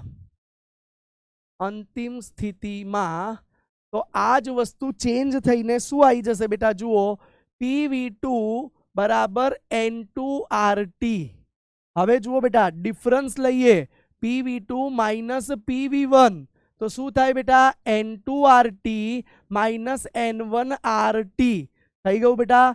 હવે જુઓ શું કોમન નીકળીએ છે, P કોમન કાઢો તો V2 માઇનસ V1, અને અહીંયા RT કોમન કાઢી દો તો N2 માઇનસ N1. બોલો ક્લિયર છે આટલું? તો બેટા આને તમે લખી શકો P ડેલ્ટા V બરાબર આ N2 માઇનસ N1 ને તમે લખી શકો ડેલ્ટા N. પણ જુઓ હું નીચે G લખું છું અને બાજુમાં RT. કેમ ડેલ્ટા NG બેટા? તો એ માત્ર ને માત્ર કોના માટે છે બેટા? વાયુ માટે. આ ફેરફાર જે મોલનો જોઈએ છે માત્ર વાયુ માટે છે, એટલે ડેલ્ટા NG લખ્યું. તો P ડેલ્ટા V ની જગ્યાએ ડેલ્ટા NG RT લખી શકાય. તો હવે જોઈ લો, તમારું એન્થાલ્પીનું સૂત્ર આવી ગયું એક નવું, ડેલ્ટા H બરાબર ડેલ્ટા U એમનું એમ, પણ P ડેલ્ટા V ની જગ્યાએ શું લખી શકાશે? Delta NRT. ક્લિયર છે બેટા? હવે અહીંયા ધ્યાન આપો. હવે બહુ મહત્વની વસ્તુ સમજાવું છું. જો બેટા કેસ 1 જ્યારે ડેલ્ટા NG એ ગ્રેટર ધેન 1 હોય, એ ગ્રેટર ધેન 1 ક્યારે હોય બેટા? જ્યારે N2 મોટો હોય, N1 નાનો હોય. જોઈ લો, તો ડેલ્ટા N એ ગ્રેટર ધેન 1 થઈ જશે. તો એવા કેસમાં ડેલ્ટા H નું મૂલ્ય મોટું અને ડેલ્ટા U નું મૂલ્ય નાનું હોય છે, એટલે કે એન્થાલ્પી વધારે, આંતરિક ઉર્જા ઓછી હોય છે. અને બીજો કેસ જ્યારે ડેલ્ટા NG નું મૂલ્ય લેસ ધેન 1 હોય, એટલે કે વાયુરૂપ જુઓ 2 ને આપણે મોસ્ટલી નિપજ કહેતા હોઈએ છીએ. નિપજના મોલ પ્રક્રિયક કરતાં વધારે હતા તો એન્થાલ્પી વધારે, આંતરિક ઉર્જા ઓછી. પણ હવે પ્રક્રિયકના મોલ વધારે હોય ને નિપજના મોલ ઓછા હોય, એટલે કે N1 વધારે ને N2 ઓછું હોય, તો આ સિમ્બોલ ઊંધો થઈ જશે, આંતરિક ઉર્જા વધારે થશે, એનો ફેરફાર એન્થાલ્પીનો ઓછો થાય છે. આ ખાલી જાણકારી માટે છે, નાના MCQમાં કામ આવી શકે. ક્લિયર છે બેટા? તો હવે જુઓ ખાલી કઈ રીતે કર્યું છે આપણે. ડેલ્ટા Hમાં શું આવે? ડેલ્ટા U વત્તા કંઈક ઉમેરાય છે, એટલે ડેલ્ટા H મોટું થઈ ગયું હતું. તારે આ માઇનસ હોય તો ડેલ્ટા U માંથી કંઈ બાદ કરતા આ મળે છે, એટલે આ નાનું થઈ ગયું એ વખતે. ક્લિયર થઈ ગયું હશે આટલું હવે તમને? હવે બાળકો હજુ બી એન્થાલ્પી વિશે એક મહત્વની વાત કરું છું. તો તમે ભણી ગયા કે એન્થાલ્પીને આપણે કહેવાય છે ડેલ્ટા H, અને ડેલ્ટા H શું છે? અચળ દબાણે થતો ઉષ્માનો ફેરફાર, જેના આધારે પ્રક્રિયાને બે પ્રકારની નક્કી કરી શકાય. પ્રક્રિયા ઉષ્માગતિશાસ્ત્રની દ્રષ્ટિએ બે પ્રકારની હોય છે. ધ્યાન આપો. પ્રક્રિયા ઉષ્માગતિશાસ્ત્રની દ્રષ્ટિએ બે પ્રકારની હોય છે, આઈધર ઉષ્મા શોષક અથવા ઉષ્મા શેપક. હવે બેટા ઉષ્મા શોષક એટલે શું? પહેલા તો ઉષ્મા શોષક અને બેટા ઉષ્મા શેપક. બેટા નામ પરથી જ ખબર પડે છે સર. ઉષ્મા શોષક એટલે સર ઉષ્માનું શોષણ થશે, એટલે ઉષ્માનું શું થશે બેટા? શોષણ થશે. એટલે કે ક્યાં જશે ઉષ્મા? પ્રણાલીથી, પર્યાવરણથી પ્રણાલી તરફ જશે, પર્યાવરણથી પ્રણાલીમાં જશે બેટા, તો એને ઉષ્મા શોષક કહેવાય બેટા. તો એ પ્રક્રિયા માટે બેટા QP ધન આવે, પ્રણાલી ઉષ્મા શોષે છે એટલે, તો ડેલ્ટા H પણ ધન આવે છે. પણ જ્યારે બેટા ઉષ્મા શેપક એટલે ઉષ્મા મુક્ત થાય છે. હવે બેટા ઉષ્મા મુક્ત ક્યારે થાય બેટા? ધ્યાન આપજો. જ્યારે ઉષ્મા પ્રણાલીથી પર્યાવરણ તરફ જાય. હવે પ્રણાલીથી પર્યાવરણ તરફ જાય છે એટલે કે પ્રણાલી ઉષ્મા ગુમાવે છે તો ક્યુ નેગેટિવ આવી ગયું, જેના કારણે તમારું એન્થાલ્પી પણ ઋણ મૂલ્ય આવે છે. તો હવે આ પોઈન્ટ હંમેશા યાદ રાખજો. જો એન્થાલ્પી ધન તો પ્રક્રિયા ઉષ્મા શોષક, જો એન્થાલ્પી ઋણ તો પ્રક્રિયા ઉષ્મા શેપક. બોલો, ક્લિયર થઈ ગયો આટલો પોઈન્ટ બેટા? આ પોઈન્ટ બહુ મહત્વનો છે, આગળ જતા તમારે દાખલાઓમાં બહુ જ કામ આવશે. ક્લિયર છે? તો આજે આપણે બેઝિક આ એન્થાલ્પી વિશેની માહિતી મેળવી. હજુ આજે આપણે એક નવો નાનકડો ટોપિક કરવાનો છે એન્થાલ્પી પછી. એક મિનિટ, એક સ્લાઇડ વધારે આવી ગઈ છે એન્થાલ્પીની. હા, એ કર્યા પછી હવે આપણે એક નાનકડો ટોપિક કરવાનો છે જેનું નામ છે ઉષ્માધારિતા. બેટા, ઉષ્માધારિતાને ઘણી બધી રેફરન્સ બુકોમાં ઉષ્મા ક્ષમતા પણ કહેવાય છે. એની વ્યાખ્યા બહુ સરળ છે, ધ્યાન આપો. ઉષ્માધારિતાની વ્યાખ્યા બહુ સરળ છે. ઉષ્માધારિતાને સી શબ્દથી ઓળખવામાં આવે છે અને એની વ્યાખ્યા બેટા કંઈક આ રીતે છે. આપેલ પદાર્થનું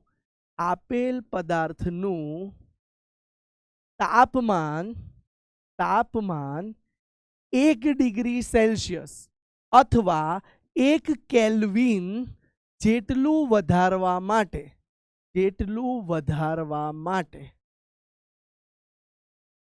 આપવી પડતી ઉષ્માને ઉષ્માધારિતા કહે છે. એનો સિમ્બોલ સી છે, ઉષ્માધારિતા કહે છે. યાદ રાખજો બાળકો, ઉષ્માધારિતા એ એક માત્રાત્મક ગુણધર્મ છે. યાદ આવે છે માત્રાત્મક ગુણધર્મ? યસ, પદાર્થની ક્વોન્ટિટી પર આધાર રાખશે. જેટલો પદાર્થ વધારે હોય તેનું 1 ડિગ્રી તાપમાન કરવા વધારે જ ઉર્જા આપવી પડે, અને પદાર્થ જો ઓછો હોય તો એનું તાપમાન 1 ડિગ્રી કરવા માટે ઓછી ઉર્જા આપવી પડે. તમને કહું 1 ગ્લાસ પાણી ગરમ કરો, તમે ફટાફટ કરી દેશો, પણ હું તમને કહું કે એક નળી ભરીને પાણી ગરમ કરો તો વાર લાગે, ઓબ્વિયસલી વસ્તુ છે. તો ઉષ્માધારિતા એ માત્રાત્મક ગુણધર્મ છે. કેવો ગુણધર્મ છે બેટા? માત્રાત્મક ગુણધર્મ છે, જે ક્વોન્ટિટી પર આધાર રાખશે. બીજી મહત્વની વસ્તુ ધ્યાન આપજો, ઉષ્માધારિતા એ માત્રાત્મક ગુણધર્મ છે, ક્વોન્ટિટી પર આધાર રાખે છે. બીજી વસ્તુ જુઓ, એક્ઝામ્પલ જુઓ. દરેક પદાર્થની ઉષ્માધારિતા અલગ અલગ આવશે. આમાં હું ભરું છું દૂધ, તો દૂધનું તાપમાન 1 ડિગ્રી ઝડપથી વધશે નહીં જેટલું એના કમ્પેરમાં પાણીનું વધી જશે. આમ દરેક પદાર્થ માટે ઉષ્માધારિતા વિશિષ્ટ છે. તો કહી શકો તમે અહીંયા આમાં પાણી ભર્યું છે બેટા, તો એનું તાપમાન પણ આપણે કેટલું વધારવું છે? 1 ડિગ્રી સેલ્સિયસ બંનેનું વધારવું છે. તો બંને માટે ઉષ્મા અલગ અલગ આપવી પડશે બેટા, કેમ કે આ શું છે? તમારું પાણી છે, તે ઝડપથી થઈ જાય, જ્યારે ઓલું ઝડપથી થશે નહીં. તો બંને માટે તાપમાન અલગ અલગ આપવું પડે. તો માટે કી પોઈન્ટ અહીંયા લખી દઉં છું. દરેક પદાર્થની ઉષ્માધારિતા ભિન્ન મળે છે. હવે જુઓ બેટા, અહીંયા તમે એક વસ્તુ જોયું કે જેટલું તાપમાન વધારવું હોય એટલી ઉર્જા આપવી પડે. તો તાપમાન delta T directly proportional to Q કહી શકાય. બરાબર છે? હવે આને ઊંધું બી લખી શકાય કે Q directly proportional to delta T, અને ચલન કાઢીને આપણે સી મૂકી દો. ક્યુ બરાબર સી ડેલ્ટા ટી. તો સી જેને આપણે ઉષ્માધારિતા કહીએ છીએ અથવા ઉષ્મા ક્ષમતા કહી દો, એ ક્યુ બાય ડેલ્ટા ટી જેટલું મળે છે. તો સી બરાબર ક્યુ બાય ડેલ્ટા ટી. 1 ડિગ્રી વધારવા માટે આપવી પડતી ઉષ્માને ઉષ્માધારિતા કહે છે. બોલો, ક્લિયર છે આટલો કન્સેપ્ટ ઉષ્માધારિતાનો? હવે ઉષ્માધારિતા રિગાર્ડિંગ બીજી 2 વાત કરી દઈએ. વિશિષ્ટ ઉષ્માધારિતા, ધ્યાન આપજો. વિશિષ્ટ ઉષ્માધારિતાને CSP સ્પેશિયલ ઉષ્માધારિતા કહેવાય છે. આની વ્યાખ્યા થોડીક જુદી છે. વિશિષ્ટ ઉષ્માધારિતાની વ્યાખ્યા થોડીક જુદી છે. 1 ગ્રામ પદાર્થનું, જુઓ હવે ફિક્સ દળ લઈ લીધું, એક ગ્રામ પદાર્થનું અથવા દ્રવ્યનું તાપમાન 1 ડિગ્રી સેલ્સિયસ ઓર 1 કેલ્વિન વધારવા માટે આપવી પડતી ઉષ્માને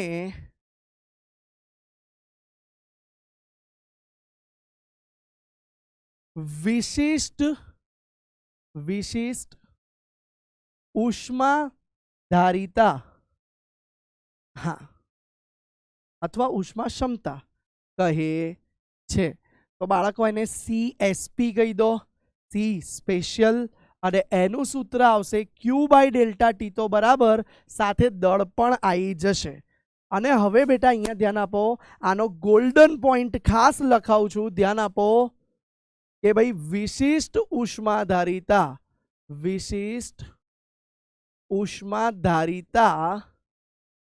એ જુઓ, પેલી ઉષ્માધારિતા નોર્મલ જોઈતી, સાદી ઉષ્માધારિતા એ માત્રાત્મક ગુણધર્મ હતો, પણ વિશિષ્ટ ઉષ્માધારિતા એ વિશિષ્ટ ગુણધર્મ છે.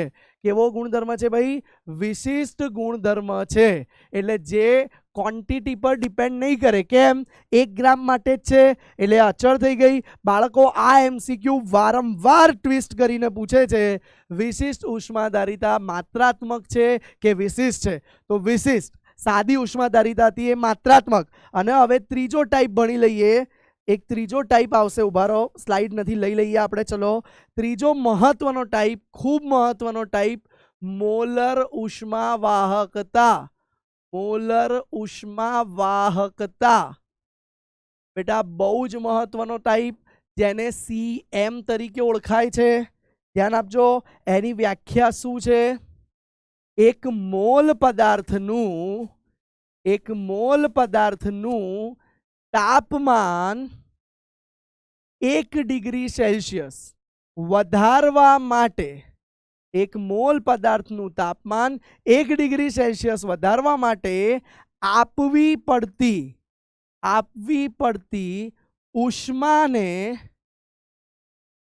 મોલર ઉષ્માવાહકતા કહે છે. મોલર ઉષ્માવાહકતા કહે, ઉષ્માધારિતા, સોરી, અરે રે, 1 મિનિટ અહીંયા ધ્યાન આપજો. ઉષ્માધારિતાની વાત છે, હા, વાહકતા નહીં ભાઈ. હા, ઉતાવળમાં ભાઈ ઉષ્માવાહકતા લખ્યું. વાત શેની છે બેટા? આપણે ઉષ્માધારિતાની, એટલે કે વિશિષ્ટ ઉષ્માધારિતા જેવી જોઈ આપણે એવી રીતે જ બેટા સાદી ઉષ્માધારિતા જોઈ, અને હવે મોલર ઉષ્માધારિતા કહે છે. હવે ધ્યાન આપો બેટા, મોલર ઉષ્માધારિતા પણ ધ્યાન આપજો, જે રીતે વિશિષ્ટ ઉષ્માધારિતા હતી તે માત્રાત્મક નહીં, પણ કેવો ગુણધર્મ છે ભાઈ? વિશિષ્ટ ગુણધર્મ છે. કેમ સર વિશિષ્ટ ગુણધર્મ? આ પણ ક્વોન્ટિટી પર ડિપેન્ડ કરતું નથી. 1 મોલ માટે છે તો હંમેશા એ ક્વોન્ટિટી અચળ હશે ભાઈ. ખાસ આ વર્ડ યાદ રાખજો. અને આનું સૂત્ર આવી જશે CM બરાબર Q/ΔT ઇન્ટુ મોલ. બરાબર છે? તો આ 3 પ્રકારની ઉષ્માધારિતા આજે આપણે જોઈ. સાદી ઉષ્માધારિતા C બરાબર Q/ΔT, સ્પેશિયલ વિશિષ્ટ ઉષ્માધારિતા C બરાબર Q/ΔT ઇન્ટુ દળ, અને મોલર ઉષ્માધારિતા C બરાબર Q/ΔT ઇન્ટુ મોલ. ક્લિયર છે આટલી વસ્તુ? યસ. હવે આપણે એક નાનકડી બીજી વસ્તુ જોઈએ છે, CP અને CV વચ્ચેનો સંબંધ. તો ધ્યાન આપો, સૌથી પહેલા CP શું છે? તો CP આપણે તમે કહી શકો ઉષ્માધારિતા, પણ ક્યારે બેટા? અચળ દબાણે. બરાબર છે? અને CV માં તમે કહી શકો ઉષ્માધારિતા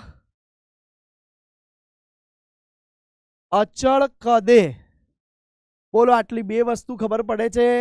સર ઉષ્માધારિતાનું સૂત્ર તો એનું એ જ છે, CP બરાબર Q/ΔT.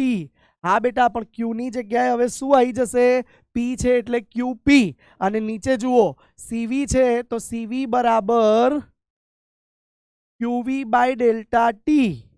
બરાબર? તો આમાં શું આવી ગયો બેટા? અહીંયા V આવી જાય છે, અચળ કદે. આટલું ખબર પડી ગઈ બેટા? હવે બેટા અચળ દબાણે તો તમે જાણો જ છો કે આપણે QP ને શું લખી શકાય? અચળ દબાણે ડેલ્ટા H કહી શકાય, હા કે ના? તો બાળકો અહીંયા હું લખું છું, ધ્યાન આપજો કે CP બરાબર delta H by delta T, બરાબર. અને અહીંયા સાઈડમાં હું લખી દઉં છું હવે, હા, કે ડેલ્ટા H બરાબર CP ડેલ્ટા T. જુઓ સામે ગયું તો આવી ગયું. હવે એ જ રીતે અહીંયા જુઓ તમે, QV ની બરાબર તો આપણે લખી શકીએ છીએ, એ તો ડેલ્ટા U છે, આંતરિક ઉર્જા ફેરફાર. તો CV બરાબર delta U by delta T, અને સાઈડમાં તમે લખી શકો કે ડેલ્ટા U બરાબર તો CV ડેલ્ટા T થઈ ગયું. બોલો ક્લિયર છે આટલું? હવે ધ્યાન આપો, એન્થાલ્પીનું સૂત્ર તમે ભણી ગયા હતા. એન્થાલ્પીનું સૂત્ર કંઈક આવું હતું, ડેલ્ટા H બરાબર delta U plus P delta V હતું આ સૂત્ર બેટા.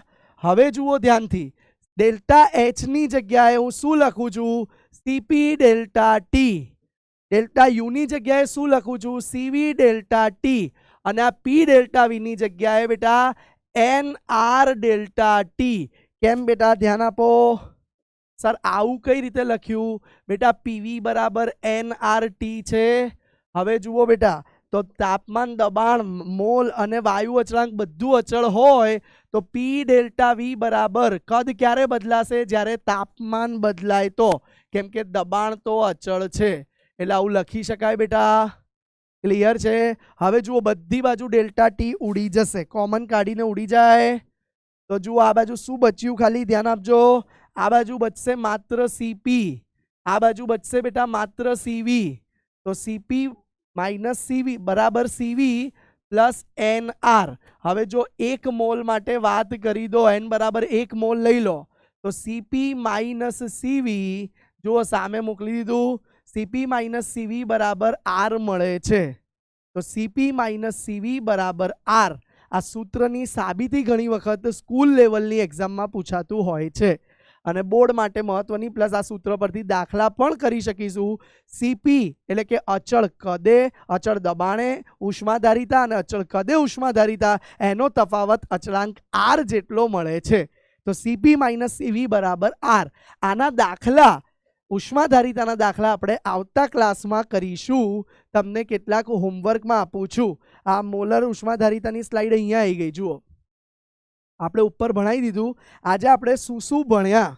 તો આજે બેટા આપણે ઉષ્માગતિશાસ્ત્રનો પ્રથમ નિયમ ભણ્યા, શૂન્ય નિયમ પણ ભણ્યા, પ્રતિવર્તી પ્રક્રિયા, અપ્રતિવર્તી પ્રક્રિયા ભણ્યા, એન્થાલ્પી ભણ્યા, અને ઉષ્મા ક્ષમતા અથવા ઉષ્માધારિતા ભણ્યા, જેને C કીધું. એના પરથી આપણે મોલર ઉષ્માધારિતા, સ્પેશિયલ ઉષ્માધારિતા, સાથે સાથે આપણે અચળ કદે અને અચળ દબાણે પણ ઉષ્માધારિતા ભણ્યા. હોમવર્કમાં આજે કેટલાક દાખલા તમને આપું છું, જે ટ્રાય કરવાના છે, જે આવતા લેક્ચરમાં આપણે ડિસ્કસ કરાવીશું. ક્લિયર છે? 3 દાખલા આપું છું, વધારે નથી, એન્થાલ્પી પરથી છે. તમે પ્રયત્ન કરજો. આવતા લેક્ચરમાં આપણે ઉષ્માધારિતા અને એન્થાલ્પીના દાખલા પણ ગણીશું. મળીએ, બરાબર છે? Bye bye all of you. આભાર.